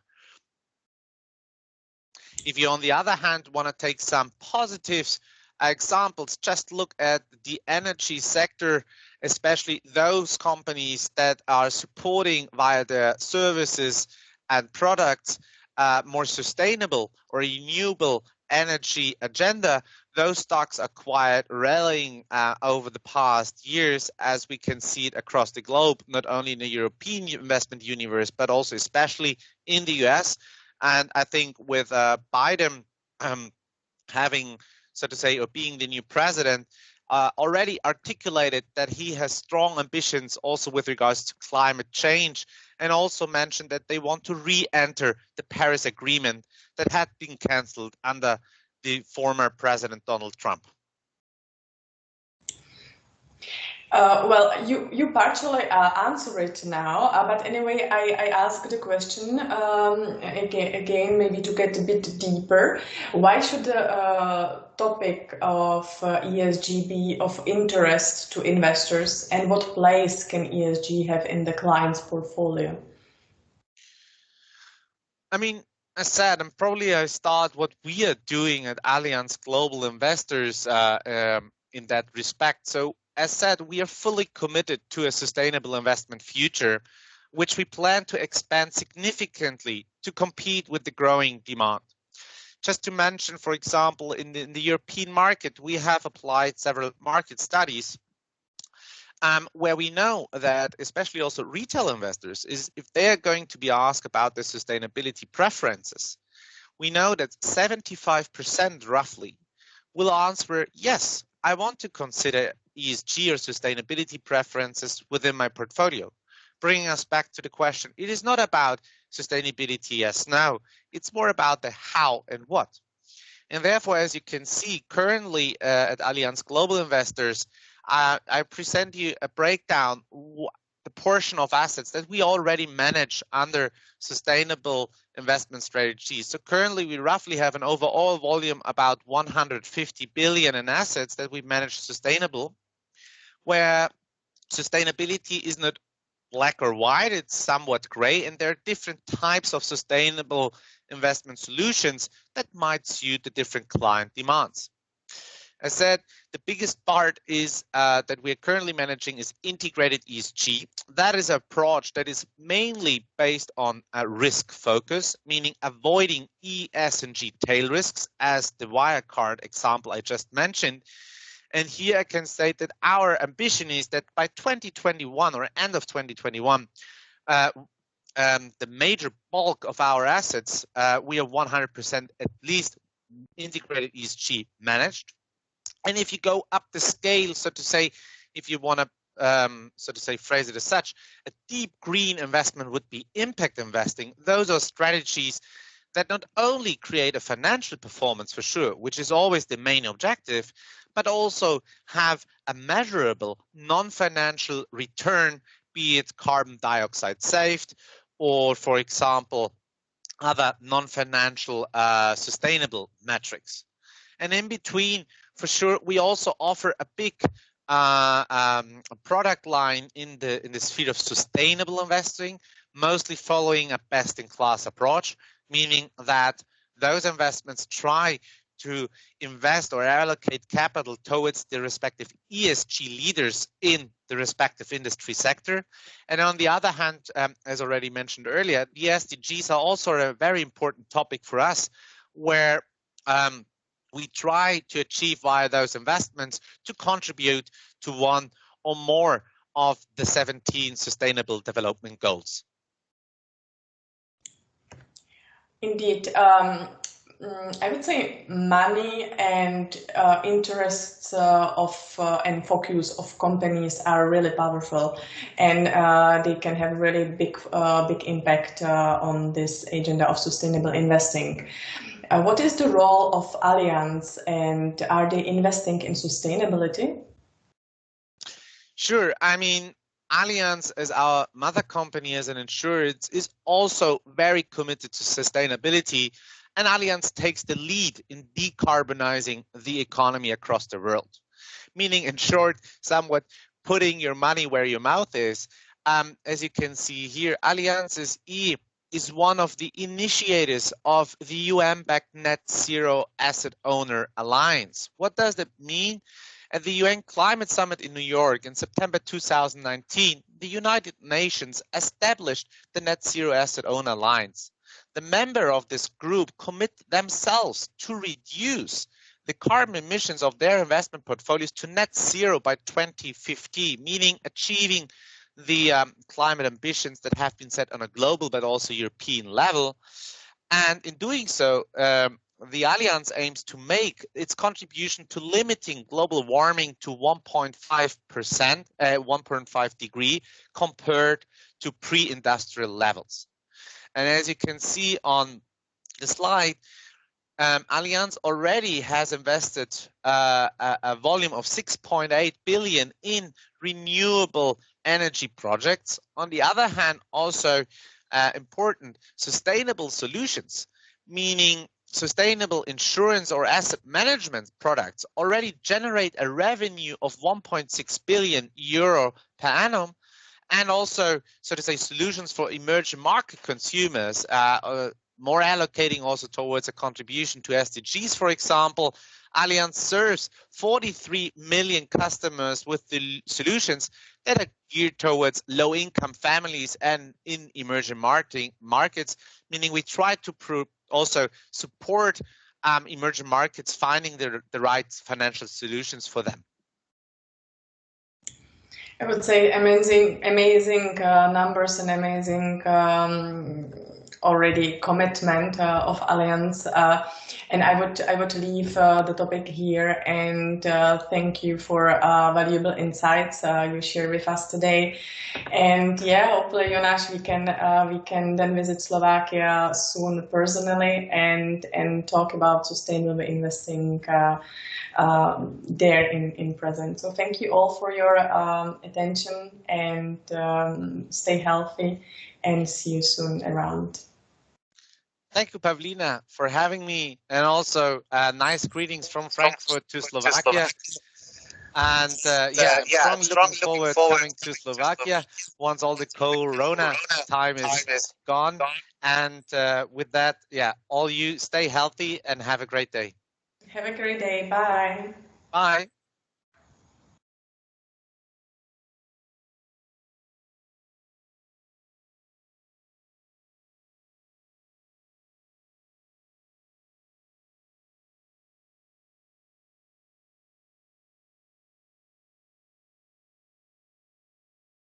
Teraz sa presunieme do Londýna a Frankfurtu, kde nám Fidelity International sprostredkuje ich investičný výhľad na rok 2021. Hlavnou hviezdou tejto časti bude Anna Stupnická, globálna makroekonómka Fidelity International, ktorá má mimochodom vyštudovaný Oxford aj Cambridge. A to, ako vníma makroekonomický výhľad, nám potom preloží do konkrétnych tried aktív Eugene Philalitis, šéf Multi-Asset Investment Management týmu pre Európu. Na vyspoveda ich v našom mene Carsten Rumheld, ktorý je Capital Market Strategist pre Fidelity International. Príjemné pozeranie. Yes, good morning, everyone, and welcome to today's Outlook session. What I'm going to do is to start us off with a little recap of what's happened in capital markets last year, just to set us off for the new year. And yeah, if we look back, it was clearly an extraordinary year with some very unexpected events and no less unprecedented market activity. It was very exciting on the one hand, but also very exhausting, like a roller coaster ride with everything that we've experienced throughout the year. And into the new year, and with some of the batteries recharged, it doesn't really look like giving us a big break in terms of market events. The first few days in January have also been also very eventful and setting us up for a very exciting year as well. Let me start by sharing my screen with you with the capital market update and looking back in a little bit more detail on what's happened last year. I think the most relevant questions, or the most prevalent questions this year, is: has the market been overexcited with the monetary and fiscal stimulus and the levering up with the vaccine announcements that we heard in early November and that are beginning to get rolled out throughout the world right now? Has the market been overexcited now that we see ourselves going into a second lockdown, which of course we did not expect during the summertime to happen? Or is this all just a preview of the big bull market that is yet to come? And if we look at the sectors that have developed over last year, this is a picture that I've split up in two different parts. The one is the year-to-date performance of global sectors, and this is the MSCI All Country World Global Sectors. And that's the orange bars, the year-to-date performance, and it's ordered, so to speak, by this performance from left to right. And as the opposite, I've taken the performance of 2020 with those sectors, and there you can clearly see that there's a big rotation in markets going on right now. As you certainly have seen, there was a differentiation, a huge differentiation amongst sectors between the so-called stay-at-home names, the names that we all rendered to, the technological stocks, the consumer stocks that we could still buy stuff by, and that were delivered to our houses, and things like that. Those were the winners, as you can see with the big blue bars in IT and consumer discretionary for the last year. They've made performances between 25 and 35%. And then the big losers that are towards the left of this chart, the energy sector, which is a very big loser in that scenario, the materials sector, the financial sector, which all suffered from different structural problems. But the market rotation this year, and basically since the start of November when the vaccine announcements were made, were towards a much more cyclical, value-oriented end of markets. And we've seen the other sectors like IT and communication services that we talk about later on, a little bit on the profit-taking side, since this time. The big question is going to be, will this differentiation hold going forward? Or will we have more of the cyclical developments, the more value-oriented sectors being basically on the top of investors' minds, with all the fiscal and monetary stimulus that's still to be expected? The other question is, of course, what kind of level of destruction has happened to the economy that we haven't seen yet, that hasn't been, shown to the surface, so to speak. A lot of companies that maybe have dragged through until now in this zero interest rate environment, but that will face more problems going forward. So the question of there will be any defaults, any company bankruptcies, or any job losses, how that is going to be seen versus the big positive moves that we see through the vaccines that are brought to the markets. So this is a picture that has clearly seen rotations, and the rotations are ongoing for the time being. It also shows that I think volatility overall will be something that will stay with us, over this year, probably going forward.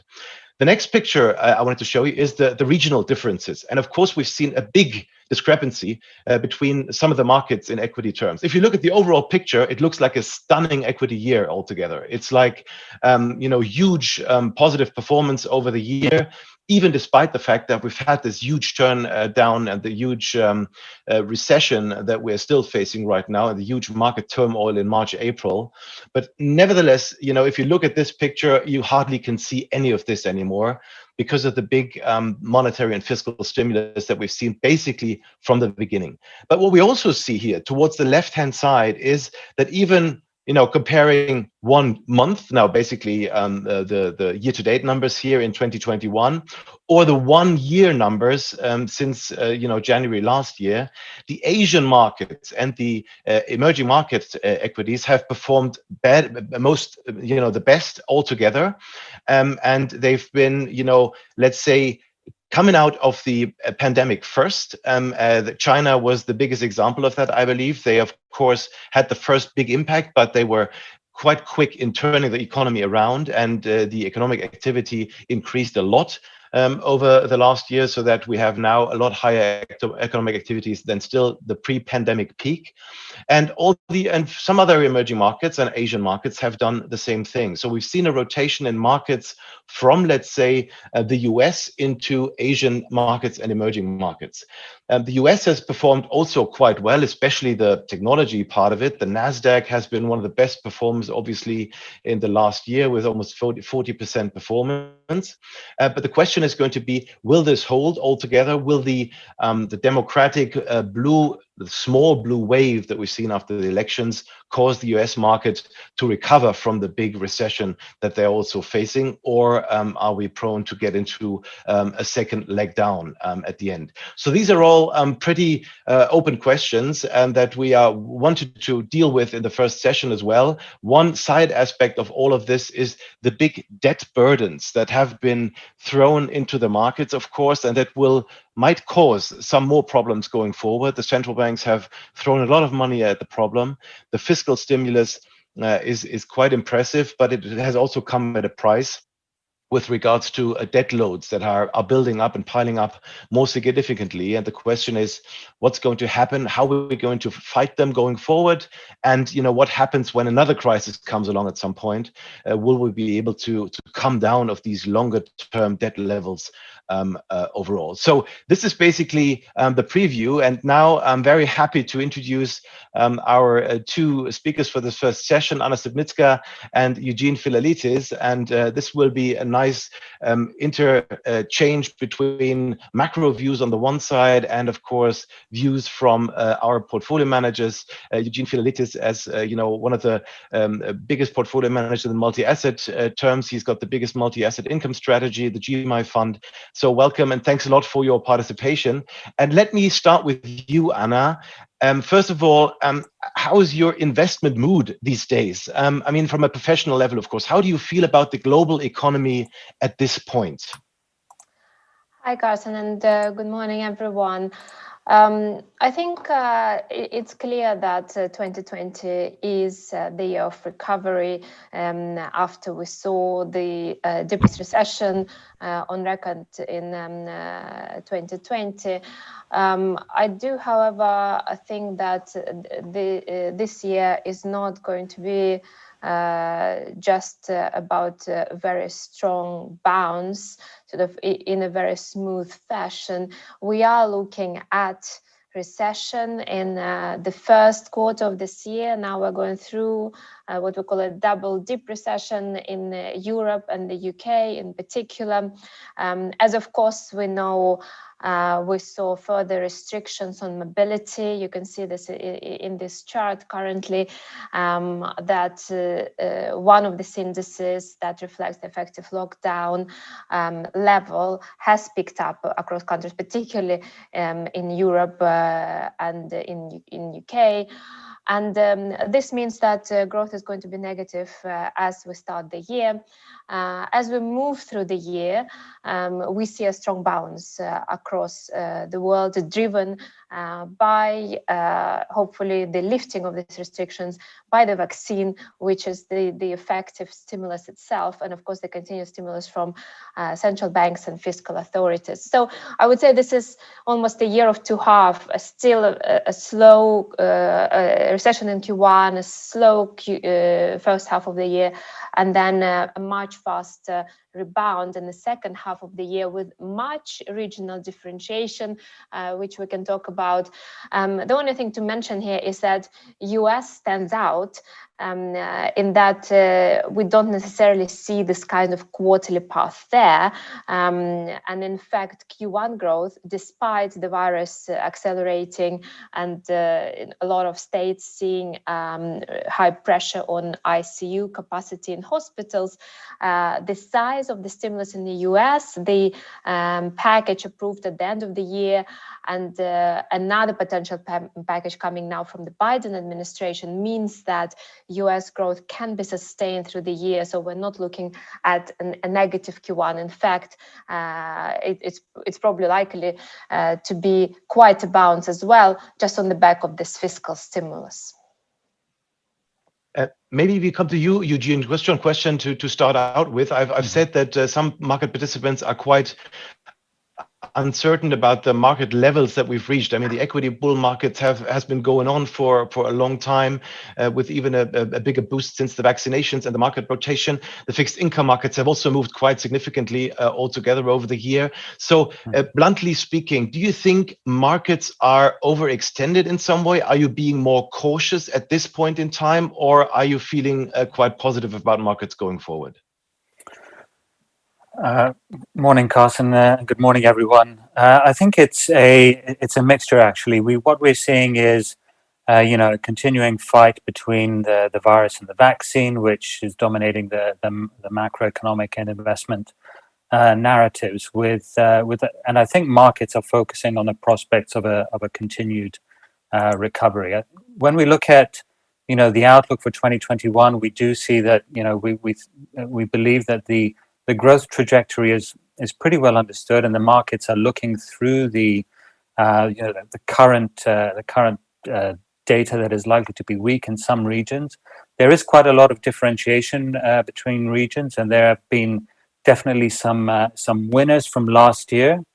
That if we see the story play out in terms of reopening of economies, vaccine success in terms of rollout and deployment, reduced risks from changes in the virus itself, then we could see some of those laggards from last year, really take the center stage, and some of those what we're calling vaccine winners really do well. So things like energy, things like sectors like financials and equities. Europe as as an equity region for investing, and then some of the winners like government bonds might struggle in that environment. So there's definitely quite a lot of differentiation and dispersion, and if we can look at the core asset allocation views from the multi-asset team, we are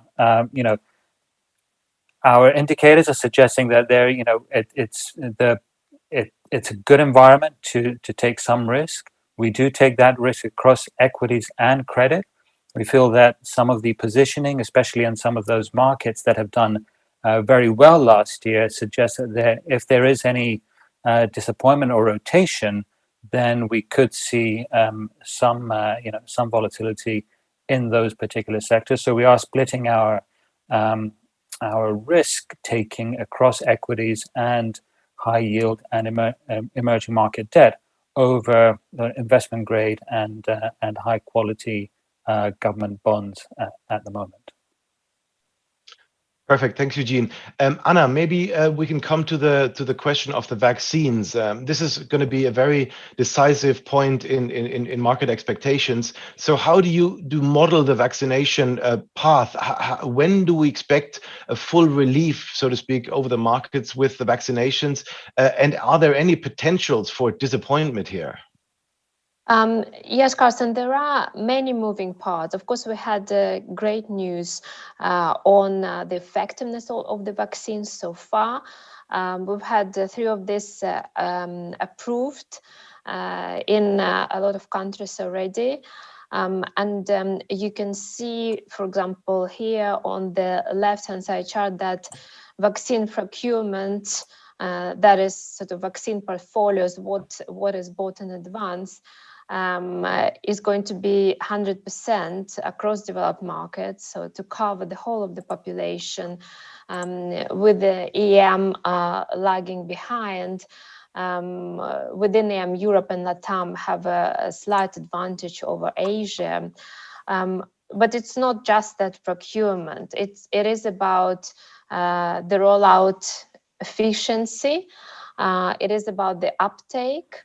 And we have seen a number of different surveys on the population's willingness to take the vaccine. And that actually varies a lot. It tends to be quite high in emerging markets and lower in the developed world, particularly countries like France and Europe, where populations are usually skeptical about any vaccines, and that applies to the COVID vaccines as well. So uptake, effectiveness of the vaccine itself, procurement, and the rollout I mentioned, and that's interesting because that's already something that we can track. So we've been tracking virus hospitalization, etc. Now we're tracking the vaccine rollout, and you can see on the slide on the right-hand side, this is the percentage of the population that has already been vaccinated, and you can see Israel is the absolute leader. It's is happening very quickly, the rollout. UK and US are sort of on par and also on top, and then there is quite a differentiation across countries, and you see that already France at the very bottom had a really bad start to this vaccination program. So there's something that will continue differentiating countries. So it's hard to say when exactly we're going to get that relief. But from the macro perspective, just going to your question, what we're looking at is at which point can the restrictions, mobility restrictions, be lifted for activities to start picking up and then to be removed completely for economies to go back to normal functioning, particularly in the services sector. And that overall, on average, we don't expect to happen until the second half of this year. And I think the restrictions fully are likely to be only fully lifted towards the end of the year, because again, it's about vaccination, but also it's not like one country can, if they vaccinated everyone, restrictions can be completely lifted and travel can resume. Other countries are dependent on what's happening elsewhere. So that's what we're looking at, almost full relief towards the end of the year or going into 2022. But from the middle of this year, we're seeing that rebound and more reopening of the sectors. And of course, the economies that have suffered, as you said previously and Eugene said previously, those that lost in particular during this lockdowns, more service-based economies, they are likely to actually stage a stronger rebound as services sectors opening up, like the UK, for example. Yes, that's a very good point. And I want to ask Eugene on that market rotation that we've seen right now since the vaccinations have been announced, and also with maybe more fiscal stimulus to be expected. Eugene, do you think that this has legs, longer term legs, i.e. will this not be only a short-term market rotation, but the more cyclical, the more value-oriented part of the market being dominating? Do you expect that to, basically lead the market through 2021, and if so, how do you reflect that in your portfolios? Yeah, I think I would say third, fourth, or even fifth time lucky for the for the value and the cyclical stocks to stage a meaningful recovery. While we look at the near-term growth outlook as being challenged, what we have to bear in mind is that there's a lot of fiscal policy that is expected to take place in the US, especially now with the small blue sweep that has taken place with the Georgia runoff elections ending in the favor of the Democrats, but also continued very stimulative monetary policy across the world. So on that basis, we think that where we're looking at for opportunities within within the income portfolios, but also across the multi-asset portfolios, is those areas where we see potential for upside in the event that there is sustained recovery, and that is looking at areas like basic resources in Europe, which are very much tied to the growth in China and demand from China. And as mentioned already, China has not only rebounded in terms of V-shaped recovery, but is now in expansion mode relative to pre-COVID levels, and has really shown the way there. But we're also looking at areas like some of those economies that have are exposed to services in particular. So Singapore in Asia is one area that we really like, has got exposure to some of the sectors that have really struggled, like financials, like real estate, and a continued opening up of the economy and recovery there should also benefit, and especially with the services sector. If we think that services are likely to recover, then those sort of Asian economies that have maybe more focus on services relative to those manufacturing-focused economies in North Asia could do particularly well out of this. And and energy is another sector that has really struggled last year with the fall in demand for oil. And if oil demand picks up due to travel, transport, and generally economic activity, then we see that sector also performing pretty well. But one of the other areas that we have added to in the income portfolios recently, especially after the announcement of the vaccine news, was financials, which we sold early on in back in March, due to shutdowns of the economies, the risk for their balance sheets being impaired, but also the fact that dividends were cut from as the regulators asked them to to suspend dividends and capital return so that they could participate in the sort of fiscal policy that governments were participating in, a monetary policy as well.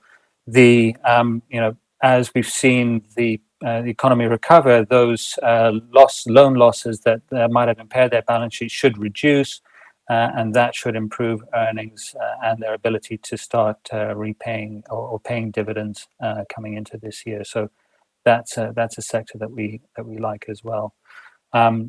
So I think this the recovery, this rotation might continue, but it will depend a lot on the continued recovery in the economy. Fiscal stimulus is very important, and maintenance of and monetary stimulus, which we believe is likely to stay in place for this year. Yeah, you talked about financials, Eugene, and that's a very important factor for financials, of course, is the interest rates. And not only for financials, but I think for the overall market, I think it's the most decisive factor going forward. And Anna, let me ask you that. We've obviously seen a very low interest rate scenario from all the central banks being basically put over the markets. But on the other side, lately we've seen some moves of the longer term rates up. In some ways, and I think the relevant question is going to be, how will longer term interest rates develop in this possibly higher growth scenario, and how will inflation also deal with that? Because we've seen also higher inflation expectations in markets right now. In the US, the rate's gone over 2% now, 2.07 or something percent. So higher interest rates are causing problems, I think, for the overall capital markets. How do you see interest rates developing, and maybe inflation expectations in your mind? Yes, we expect interest rates to remain very low for a long period of time. Just thinking about the policy rates, for example, it's highly unlikely that the Fed and any other central banks or key central banks that we are focusing on, it's very unlikely that they will raise policy rates before 2025 or even further than that. We think rates will stay at the lower bound throughout. And in fact, if some of the risks materialize and the recovery is undermined for whatever reason, it's very possible so that we will see even lower rates in Europe, potentially negative rates in the UK. This is not our base case, but as we know, the Bank of England is conducting the operational assessment on negative rates. So they are preparing the ground in case it is required. The Fed is unlikely to go into the negative territory, but of course there are other tools through which policy can be eased. And overall, especially given the change in the Fed's framework announced in 2020, the so-called average inflation targeting, it just seems that the central banks will be very focused on keeping rates low. Whether it's via suppressing or keeping policy rates low and also implicitly controlling the yield curve. And so ultimately for the Fed in particular, we think that the objective is to keep real rates in the negative territory for a long period of time. So, for example, if you look at the recent moves, you mentioned inflation break-evens, and yes, we have seen a move to just over 2% recently. This came from break-evens, but real rates remain very low. We did not see the move in real rates. And actually, this slide you're showing illustrates the change in sort of correlations between real yields at break-evens. Up to COVID, it was positive, so break-evens moved up, real yields moved up. But since the Fed cut rates and unveiled this new framework, it's actually when break-evens moving up, real rates moving down. So it's a very pro-cyclical setup for monetary policy. So we actually strongly believe that 2021, in terms of monetary policy, and for the Fed especially, is going to be about credibility. The markets will probably try to test the Fed's credibility, but we believe they are very determined on keeping rates low, trying to control longer-term interest rates via perhaps buying and switching towards longer maturities, implicitly managing the yield curve. And so we think that despite potentially strong growth and some pickup in inflation and inflation expectations, the rates are going to stay low because of this management from the central banks.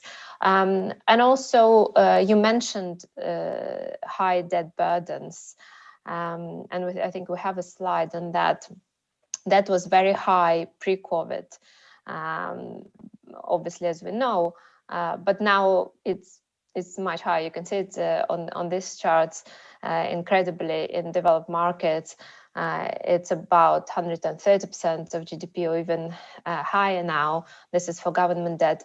It's just not going to be possible for any economy to digest much higher interest rates from here, at least across the cycle, at least in the medium term. So this is another reason, or maybe the key reason, why we believe interest rates will remain low, because any rise, any potential deleveraging is likely to be very disruptive. And that also means, of course, that the Fed has to buy ongoingly, basically on a monthly basis, treasuries and so on, to keep those longer term interest rates on this low level, of course, yeah?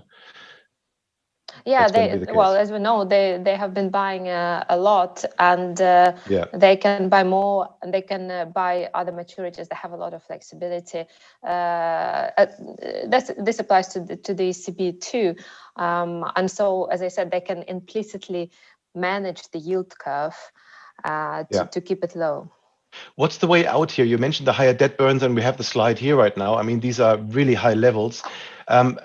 Growth alone won't cut it, I suppose. So what other means do people have? If interest rates are not rising, inflation is not rising, then there's going to be taxes. I don't know. Anna, what's your take on how we get out of this debt? Well, this is a very complicated question, Carsten, and not the one that I have an answer to. Well, there are several ways, usually historically, to get out of high debt burden. That is disruptive deleveraging, and we have seen that play out to some extent since the global financial crisis, and we have seen the impact that it had had on economies and on potential growth.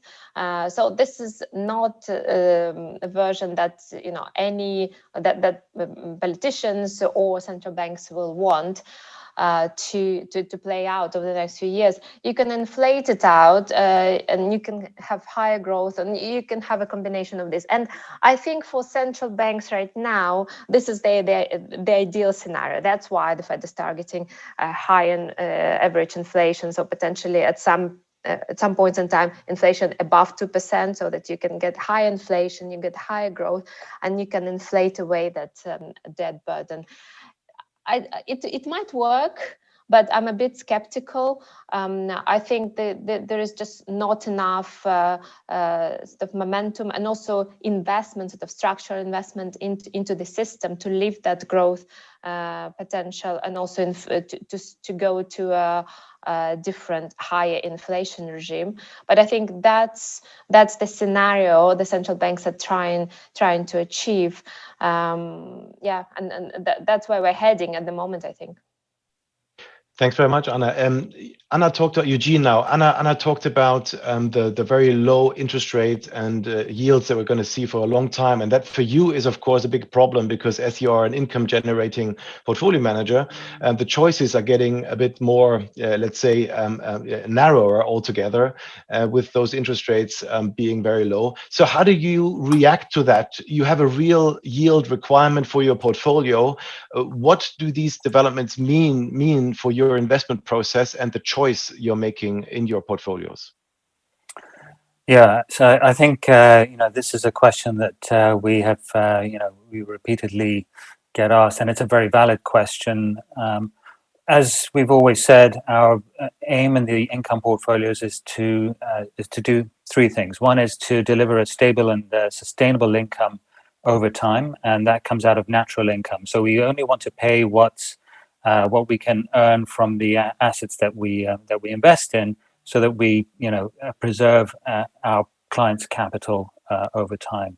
We manage the sort of capital volatility and preservation of capital of being very diversified, taking a global approach for our global portfolios, and also looking at traditional, non-traditional asset classes such as infrastructure and renewable energy to enhance the portfolio and add some diversification, but also think about our overall risk management to manage that the volatility of the capital, preserve capital, and also deliver an attractive level of income for a given level of risk.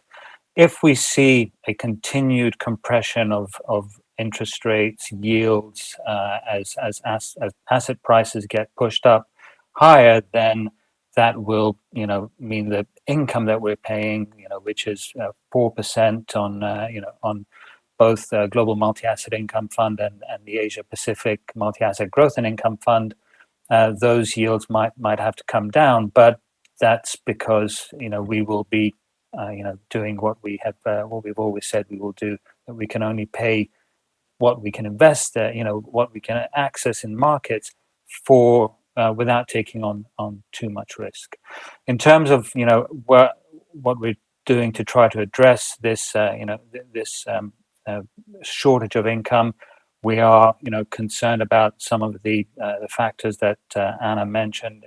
Central banks trying to generate some inflation in the economy, while we think a bit of inflation is good, and central banks will tolerate some level of rising yields to maintain steep yield curves, which will help the financial services sector generate profits and return to some kind of growth.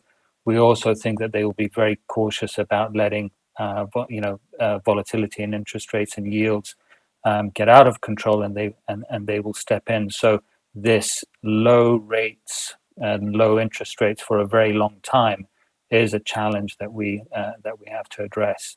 We also need to look at and so for us, we've been increasing our allocation to things like Chinese government bonds, where we can get attractive levels of nominal yield, around 3.5%. We think that the level of defaults in the economy will probably be much lower than has been forecast for high yield markets. And so we still like high yield as an asset class to invest in. We think that as economies recover, hybrids, so financial debt, will also continue to be an attractive level of an attractive source of income, but also equities, and participating in some of those laggards, those vaccine winners, such as Singapore equities, or some of the cyclical sectors that are also paying an income, but also things like value stocks in China, which have significantly underperformed, where the yield on those is north of 4% at the moment. Those are areas that we can add to the portfolio, which without altering the risk profile of the portfolio, but boosting that level of income incrementally to generate attractive levels of yield. So we have to balance the challenges with the structural level of interest rates, which we think will remain low, but also the policies that are trying to generate some kind of inflation. We think that there are still disinflationary forces in the economy, but what we don't want to do is be caught on the wrong side of of an inflation breakout, and that's why we are we're very cautious at how much we have in things like high quality fixed income in the US, in Europe, and looking for other defensive assets as well that can protect the portfolio, because a rising level of yields is okay as long as it's well managed, tempered, and doesn't get out of control.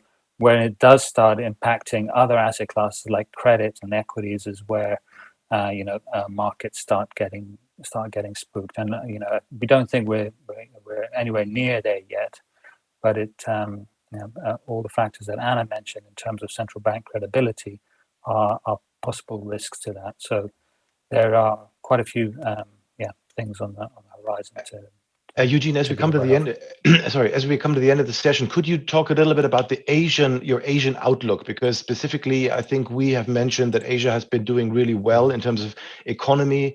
They've treated the economy much less, let's say, with a bazooka in terms of the monetary and fiscal stimulus, and the debt burdens are also less relevant in Asia. So how about the asset market outlook for Asia? What's your view on them? Yeah, if we can go to our outlook for Asia, we have a slide on that. We've within our Asia Pacific fund, we have this is the way that we're seeing the portfolio and asset allocation, and we have got a high allocation to China, Chinese equities. China government bonds are one of our highest conviction views. And even high yield, which still offers an attractive level of yield. Balance sheets are very strong in those markets, and that continues to be a strong generator of income. We are, I'd say, also in GMIND, Global Multi-Asset Income, our allocation to Asia has risen, and our allocation to China is the highest that it has ever been. So this is reflected by the allocation to the government bonds, but also Chinese equities that we've talked about already. So we think that there is a strong recovery that will come out of China, and that will drive Asian economies. As we see, manufacturing has been very strong this year, and that's helped some of the North Asian economies. If services continue to recover and consumers come out and spend, that should boost the cyclical side of it, but also the services side of it. And so some of those areas like Singapore, the ASEAN economies, will also benefit from that. We're not seeing any sort of policy tightness from China or change in policy that will suggest that that the governments will or government bonds will continue to suffer there. One area that we are a bit cautious on is local currency bonds in Asia, but also in emerging markets. Yields are at an all-time low. They don't have the capacity or the to do QE in the same way that some of the developed market central banks have. And so if we see inflation coming back in some of those economies, then that could result in a change in policy from those central banks, tightening policy, which with yields at very low levels could result in a reversal and underperformance of those markets. So we're a bit cautious on local currency Asian and also emerging market debt in general, but we do like hard currency emerging market debt. We think Asia is a strong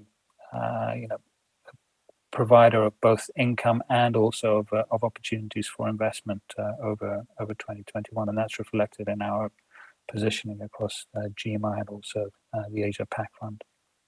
Thanks, Eugene. Yeah, I'm afraid we're out of time already. So thank you very much, Anna. Thank you very much, Eugene, for your insights. I think it's quite a constructive outlook for 2021, not without being a little bit cautious with where the markets have moved lately and going forward, but interest rates having a longer path on the low end and therefore supporting markets overall. I think in the mid to longer term, I think that's quite a constructive environment here. So thank you very much, Anna and Eugene, once again.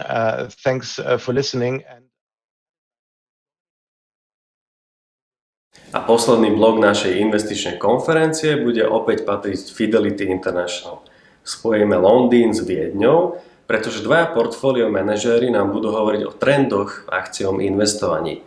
Jedným z nich je John Guinness, Future Connectivity Portfolio Manager, a Aneta Vinimko, Demographics Portfolio Manager, ktorá mimochodom manažuje aj fond Demographics, ktorý máme tak v našich investičných portfóliách alebo investičnej stratégii. No a celým týmto blokom nás bude prevádzať Eva Miklášová, Associate Sales Director pre Česku a Slovenskú republiku. Hello, welcome to the next part. We have speakers from Fidelity, and this time we're going to talk about trends we need to follow in equities in 2021. And we have two important guests, portfolio managers, Aneta Vinimka, portfolio management of global geographic funds and global consumer, and portfolio manager of Future Connectivity Fund. I'm going to switch to English because the whole discussion is going to be in English, and we're going to discuss communication technologies, connectivity, consumption, and how our portfolio managers see the situation in 2020. Welcome to today's equity session of today's Outlook conference. Let's think about what are the key equity trends in 2021. Maybe what are our views on technology, communication, consumption, and healthcare sector, and which companies could be the winners in 2021. So all these questions we will discuss now with our two portfolio managers from Fidelity. Let me introduce to you Aneta Vinimko, who is portfolio manager of Global Demographics and Fidelity Global Consumer Fund. Hi, Aneta. and John Guinness, who is portfolio manager of the Future Connectivity Fund. Good morning, John. Hi there. So then let's start. So let's start with the question, which is part of private and maybe professional. So tell us, what surprised you the most in the year 2020? Maybe we can start with you, Aneta. So what was your biggest surprise in the last year? Hello, everyone. Well, the big surprise of last year for me, and the year started with me watching what was going on with Wuhan, because the exposure to China across the funds I manage is quite high. So obviously that was super critical. And I really worried about what happens if or when the virus spreads through the world. But I guess what surprised me was that the world actually has been quite resilient. Supply chains have been there. No one seems to have starved or run out of toilet paper, I suppose. So the world managed to cope with something that has been really once, hopefully, in a generation or two event. John, and also what from maybe from our kind of more personal company life, what surprised me within Fidelity was also how well we coped with that. That our technology worked really well, and we managed to work from home. And you know, we sitting in open space next to each other. I think we communicate now more because we set time and we go on Zoom and we spend time talking and listening to people. So the teamwork actually has been working pretty well online. So that's another surprise. I have to agree with you. So the working environment changed so massively in the last year, which was unimaginable in the year 2019. So, and John, what surprised you in 2020? Well, firstly, thank you very much to everyone listening to us talking about these trends. I guess for me, the biggest surprise was the performance of the communications and technology stocks. If you look at the last massive recession we had in 2008, you know, the Nasdaq was down 45%. It got absolutely toasted, and for obvious reasons, an enormous reduction in demand. You would expect these stocks to get very badly hit. But for me, the big surprise professionally was that the Nasdaq and the technology and communication stocks were up almost 50% during 2020. And if you'd said at the beginning of the year, we're going to have a huge coronavirus, everyone will be at home, you would never have predicted that. And I guess for me, it shows the sheer power of the secular trends happening in the world today in communications and technology, in terms of, you know, the move to the cloud, digital advertising, watching video online, e-commerce, 5G cycle. It was an enormous surprise. If you told me at the beginning of the year we would have a recession that big, I would have guaranteed to you that Nasdaq would have been down 50%, and it was up 50%. Amazing. Yes, I mean, for sure, all of you, many of our clients here who are listening to us, has same experience. So for many of our clients, of many of us, it was actually a very good year, and yeah, nobody would expecting this. Then, okay, John, let's stay with you. Let's move to the topic of future connectivity. So future connectivity is a theme that has emerged not too long ago. So please, could you just summarize what are the main pillars of this new future connectivity topic, and how we would differentiate this from technology, maybe consumption, maybe from a communication sector, and maybe what are the overlaps? Good question. So Sumant, my co-PM, and myself believe very strongly that the business and consumer activity across the world is moving from offline to online, and then from online to mobile. And this is a huge trend, and it's going to go on for a very, very long time. Now, the key for us in the future connectivity universe is that future connectivity exists in the intersection of super fast communications. So that is everything from fiber connections to 5G connections and very fast 4G. The intersection with technology as well. So this is where technology and communications join. And then also the intersection of consumer and business activity.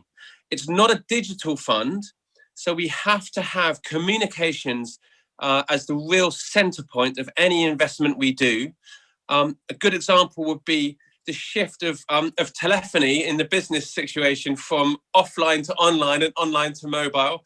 We own a company called Five9, which no one's heard of in the US, which is, again, taking advantage of the shift of communications going to the cloud. So connectivity for us is all about very, very fast networks, technology, and then consumer and business activity.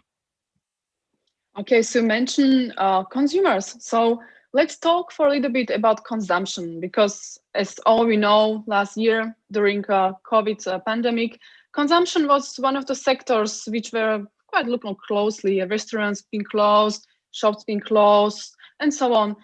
So Aneta, moving to you. So you are the expert in this space. So what is your short, maybe mid, maybe long-term view on consumption? And what were the subsectors that were resilient in 2020? And what is your outlook? How will be these affected in 2021? And maybe on the other hand, what are the consumer subsectors which have been hit heavily? Do you see value there? Yes, consumption indeed is critical. 60, 70, depending on economy, % of GDP is consumption. And obviously, all we do is aimed at consumption eventually. So it is important. And I believe that the outlook for consumption is very positive. Excuse me. Excuse me. But the composition of consumption, the way people consume is changing. And here are the opportunities, obviously, for investors. So in last year, we have seen lots of consumption that maybe was a bit more one-off in nature. So all the consumption that was associated with staying, working from home. People, I don't know, painting their houses again, buying equipment to be able to do things from home. This is one-off, and we cannot really expect that this is a repeat consumption that will keep going. But at the same time, we had also acceleration of trends that were already in place, so shift to e-commerce. This is not going back. We will continue to see that trend, very powerful, lots of new interesting companies emerging that operate in e-commerce space. And I happily will continue to own these companies, as I think this trend is very well entrenched. On the other hand, there were sectors that were very badly hit, sectors in the travel and leisure space. Anything to do with going out and doing things outside of home has been badly hit. But here, I believe as soon as the vaccination program is rolled out and we are able to go out, and I believe that will be the second half of this year, the propensity of people to do that will be very high. People are talking about us being this time in a social recession, and obviously as you come out of recession, something that has been suppressed, the rebound should be quite strong. Saving rates are super high across the world, not only in China, but in many countries worldwide. And so far, obviously, most of those savings have gone into either this kind of one-off enhancement of staying at home to investing in assets. So obviously now big question when it comes to inflation is, will the savings kind of come through as consumption? Is the velocity of money going up, or is it staying low because everything is going into assets? I think that it will come through as consumption, but it's going to be targeted. It's going to be targeted into more experiential consumption, travel, going out, eating out. So sectors like restaurants, spirits, there's the whole group of companies that have been badly hit. And I think they offer quite an interesting investment opportunity. And I have quite a high exposure to them in the consumer fund.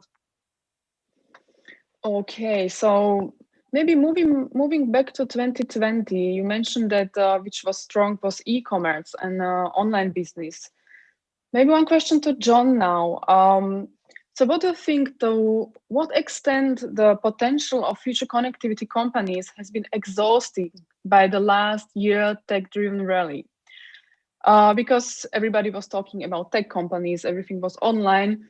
And what is our outlook? Or what do we think? Or in what extent there will be still room for such a robust growth in 2021?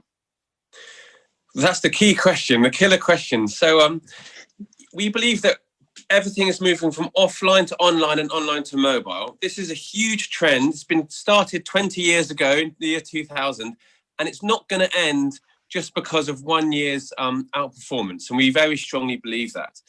There's 3 reasons why we believe that it's still a fantastic theme to be investing in. The first reason is we all know that during the COVID crisis, we all use digital services for the first time, maybe. And I don't think that we're going to stop using them just because we start going back to work. A good example would be my elderly parents who used online grocery shopping for the first time. There's no way they're going to go back to spending 2 hours shopping in a supermarket. They're going to shop with Ocado forever. The same is for us. We are in our work. We are always going to be now using Zoom for work communication. So I think the crisis gave us a taste for these services, but I don't think we're going to stop using them. We might not use them to the same extent, but I think these services are here to stay. The second reason is that we think we're very early in the connectivity revolution. So an example we like to use is the spread of cars. Obviously, in the 19th and 20th century, when people started using cars, I'm sure in single years there were very big levels of outperformance, but it was only when everybody got cars and everybody was using them that we saw the secondary impact of housing spreading out, of supermarkets with huge car parks, etc. So we believe it's only once everybody gets very fast connectivity, and it may be 5G connectivity or fiber connectivity, it's only when everybody has it that you really see the third level impacts. And then the third point, and maybe the most exciting point, is we believe that the connectivity revolution has been quite focused on the United States. Even in Europe, there are not many companies who are taking advantage of this trend. And we're very, very excited about the spreading out of the connectivity theme to other countries and other areas. It was brilliant what Eugene and Carsten were saying earlier about emerging market and Asia. We're very focused on Asia. There are lots of fantastic investment opportunities, especially in Japan, which I might talk about later. But all of these technologies, online, gaming, payments, everything is going from the US to every country in the world. And so we believe there are thousands of fantastic investment opportunities, but not just in the US, everywhere around the world. So we believe it's very early in the investment theme. Yeah, actually, is an excellent example you mentioned at the beginning about online grocery and online shopping. For example, I did a personal experience. Usually, shopping stuffs from Amazon is nothing which would be very new for me. But I actually started 2 weeks ago to shop online groceries, like online, and they will bring it to me home. And I have to say, I never did this before, and now I try it out, and it is actually very convenient. You don't have to go out of the house. You are safe. You are sitting home, and somebody is ringing and bring your grocery home, which are actually good quality. So yes, for me as well, things change very quickly this time. But let's move now from the big topic connectivity to another big mega trend, demographics. Aneta, this is you are specialist in this theme. So yes. We all know that demographic is a long-term engagement. You know that you invest and you okay, people are aging, population is growing, and so on. But probably our listeners are now interested. Okay, so but what is our short-term view on this? What is our investment outlook for demographics in 2021? And we have this coronavirus among us in this society the whole year 2020. So to what extent it is tied up to coronavirus? Yes, obviously demographics for myself and also my co-PMs, Alex and Oliver, we all manage the global demographics fund is kind of top of mind. And this is how we kind of build the fund and make investment decisions thinking about demographics. And the biggest trend in demographics is obviously aging. There is also the emerging working middle class and overall population growth, but the biggest trend that is having a massive impact in many countries already, but will continue to have over a long period of time is really aging of the populations, and the fund is constructed in a way that benefits the fund in a way, and what happened in 2020 has, as we discussed, has accelerated many of the trends already in place, and many of those trends play into the demographics, the long-term demographics. So, for example, one of the big themes that we have exposure to is automation. And we are seeing in Japan, where the population, the working age population, has been declining, and that obviously has implications for the availability of labor, cost of labor. We've seen automation being a solution, and automation being a solution which enabled Japan to avoid inflation related to the shortage of labor. And that is a solution, a long-term solution for aging, and that has also proven to be a short-term solution for COVID. Obviously, robots don't have an issue with a virus, at least of that kind, and those companies have benefited. But we continue to like the space, and we continue to play into that. Another part, a big exposure in the fund, in the demographic fund, is medical devices. And obviously, as we age, hips, knees, all kind of body parts need replacement. But all these elective procedures have been put on hold. I suppose the most scary place these days to go to is a hospital, especially if you are not very ill, and you might want to avoid it. So a lot of people have basically put off the procedures. But as we age, this is not something that we can choose not to do, because obviously it impacts quality of life. So we have very high exposure to those companies. They are great businesses, and we think to 2021 and years to come, they are going to see very strong growth. There is lots of other themes in the fund, like digitalization, like premiumization of consumption, that also are driven by demographic trends, and they continue to play out. But I would say that those two, the automation and the need for medical devices, have been the two that have been kind of impacted in the opposite ways. But long term, they continue to be very attractive as themes that we invest behind. So you mentioned as well the COVID development. So let's still talk about COVID because in 2020, because of the COVID crisis, the healthcare sector was mainly in spotlight. So, and this is because mostly because of the vaccine and the development of the vaccine of some companies. So now vaccine is more reality than just it was like maybe a year ago. So, and we know that in demographics topics, the healthcare is quite a good building block. So, do you find some interesting opportunities in the healthcare sector, or maybe did you find any in 2020? And what do you think about the future opportunities in the sector? Yes, healthcare is very central to the strategy of demographics.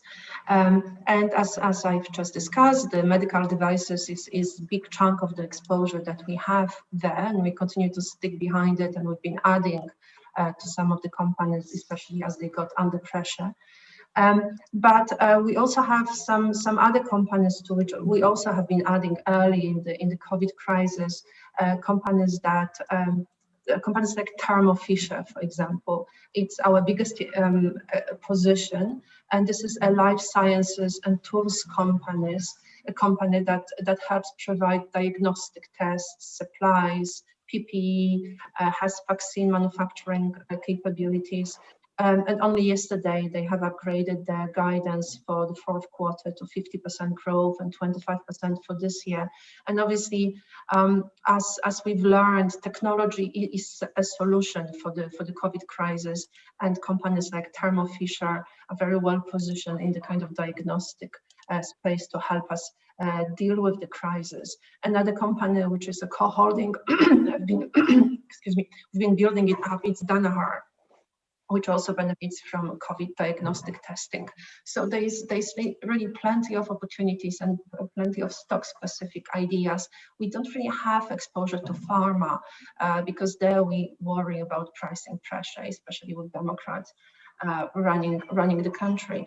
But on the other hand, there's probably opportunity for much faster approval of drugs, which creates a much better environment for the most innovative, faster moving, tech-driven healthcare companies. So yes, demographic fund continues to be highly exposed to the space. Okay, thank you very much. So before we move to the closing question, let me ask both of you. So would you like to comment the case that at the beginning of 2021, a vast majority of asset managers and analytics have the same way of thinking regarding USD and potential of EM? So don't you think it is the same story like at the beginning of 2018? So maybe Aneta, you can start your comments, and then we can maybe John, you can comment on this. I think the long-term outlook is quite clear. The hegemony of the United States is over. It's not the biggest country in the world. It's a country that has an amazing environment for innovation and technology, but it's also a country that has lots of issues that it needs to deal with, as we've seen only a week ago in Washington.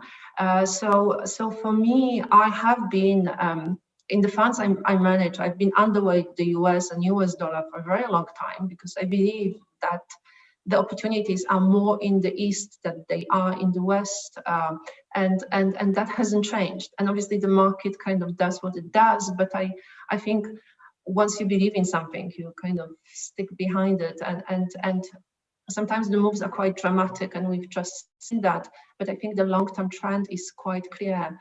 The opportunities for growth and innovation as well are probably more in the East than they are in the West. Okay, thank you. Maybe your view, John, on this? Yeah, I think that's a great question. It's definitely true that the consensus is for the US dollar to go down, emerging markets, etc., to come back. I think at the moment it's a reality because the world is healing from COVID. And so as the world heals from COVID, it gives the US dollar goes down a bit because other markets become more attractive as emerging markets, etc., recover, as markets like Japan recover. So I think that's what's going on in the shorter term, and that's what happens almost every time there is a recession. The US dollar goes up into it and then comes down a bit afterwards as the rest of the world sort of heals and recovers. I would say, though, in response to your question, it's quite interesting. My view is that to recover from the financial crisis of 2008, which we haven't done yet, you need simultaneous, very, very low interest rates and quantitative easing and very strong fiscal policy. That's very clear to me. We need simultaneously, and that hasn't happened before. And it's interesting that the US is probably the only country in the world that's going to have very negative real interest rates combined with a very big stimulus from Biden. And maybe the sort of contrarian is that actually this leads to faster growth, but inflation doesn't really come back because there's such high unemployment and because of the technological trends we've been talking about. So and definitely in the sort of 3-year view, I'm not so negative on the US. I think the simultaneous very low negative real rates and very strong fiscal stimulus from the Democrats will be a very, very powerful combination. And I think maybe that could be the surprise for 2021. I'm not a macroeconomist, but it could be. Okay, thank you very much. So let's talk at the end a little bit about stocks because we are in equity space. So let's talk more about stocks. John, could you give us some stock examples of different sub-themes such as maybe tech, gaming, online consumer, and media you are looking at in 2021 in your portfolio? Great question. So I talked earlier about how we're thinking about the connectivity theme moving away from the US or out from the US to other countries. And Japan is a very, very exciting country. It's underperformed for more than 20 years. Global portfolio managers hate Japan. Everyone is underweight Japan. But it's very exciting for us because the Japanese country are a little bit far behind in terms of connectivity. So things like digital payments, e-commerce and m-commerce penetration. There are lots of areas where they haven't been as advanced as maybe the US or Europe. But we're very excited because we think there's catch-up potential. And one stock we're super excited about is a company called Z Holdings. Now, it's basically the old Yahoo business. Don't be put off because in Japan it's very successful.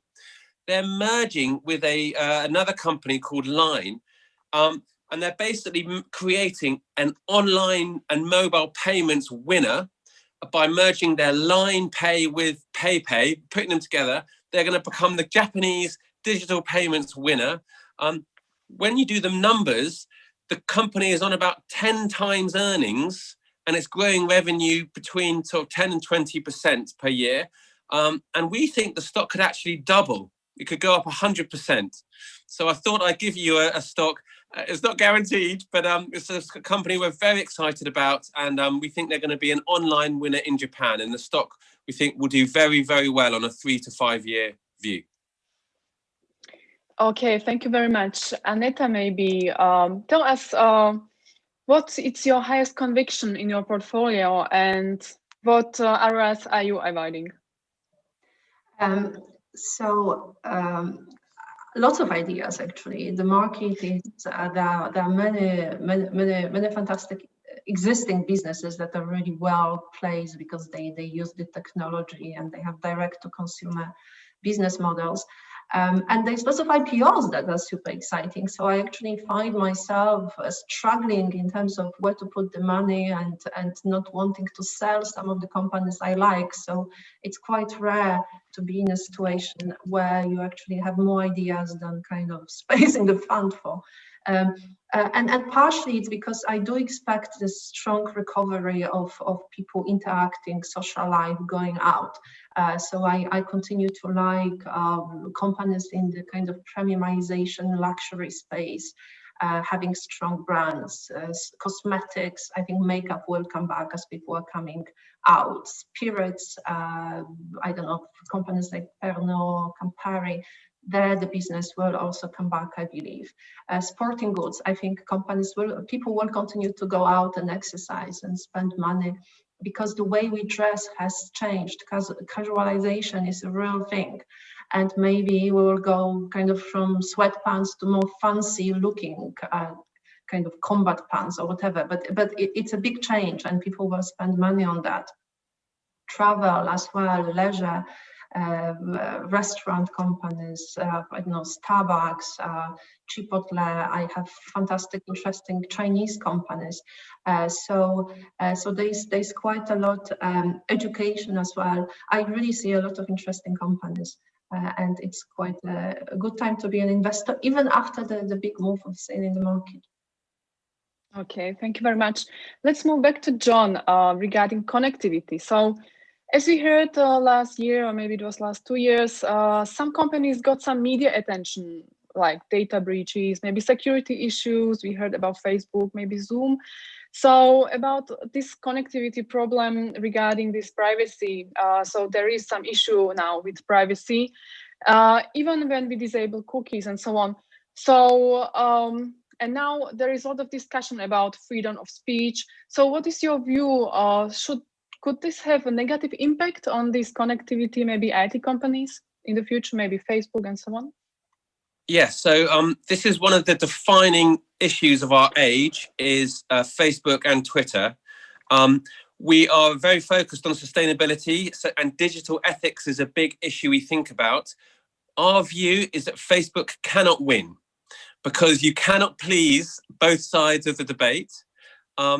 We believe very strongly that they should moderate content such as pornography, calls to violence, things like this, which we hope everybody can agree is very bad. Having said that, we don't believe that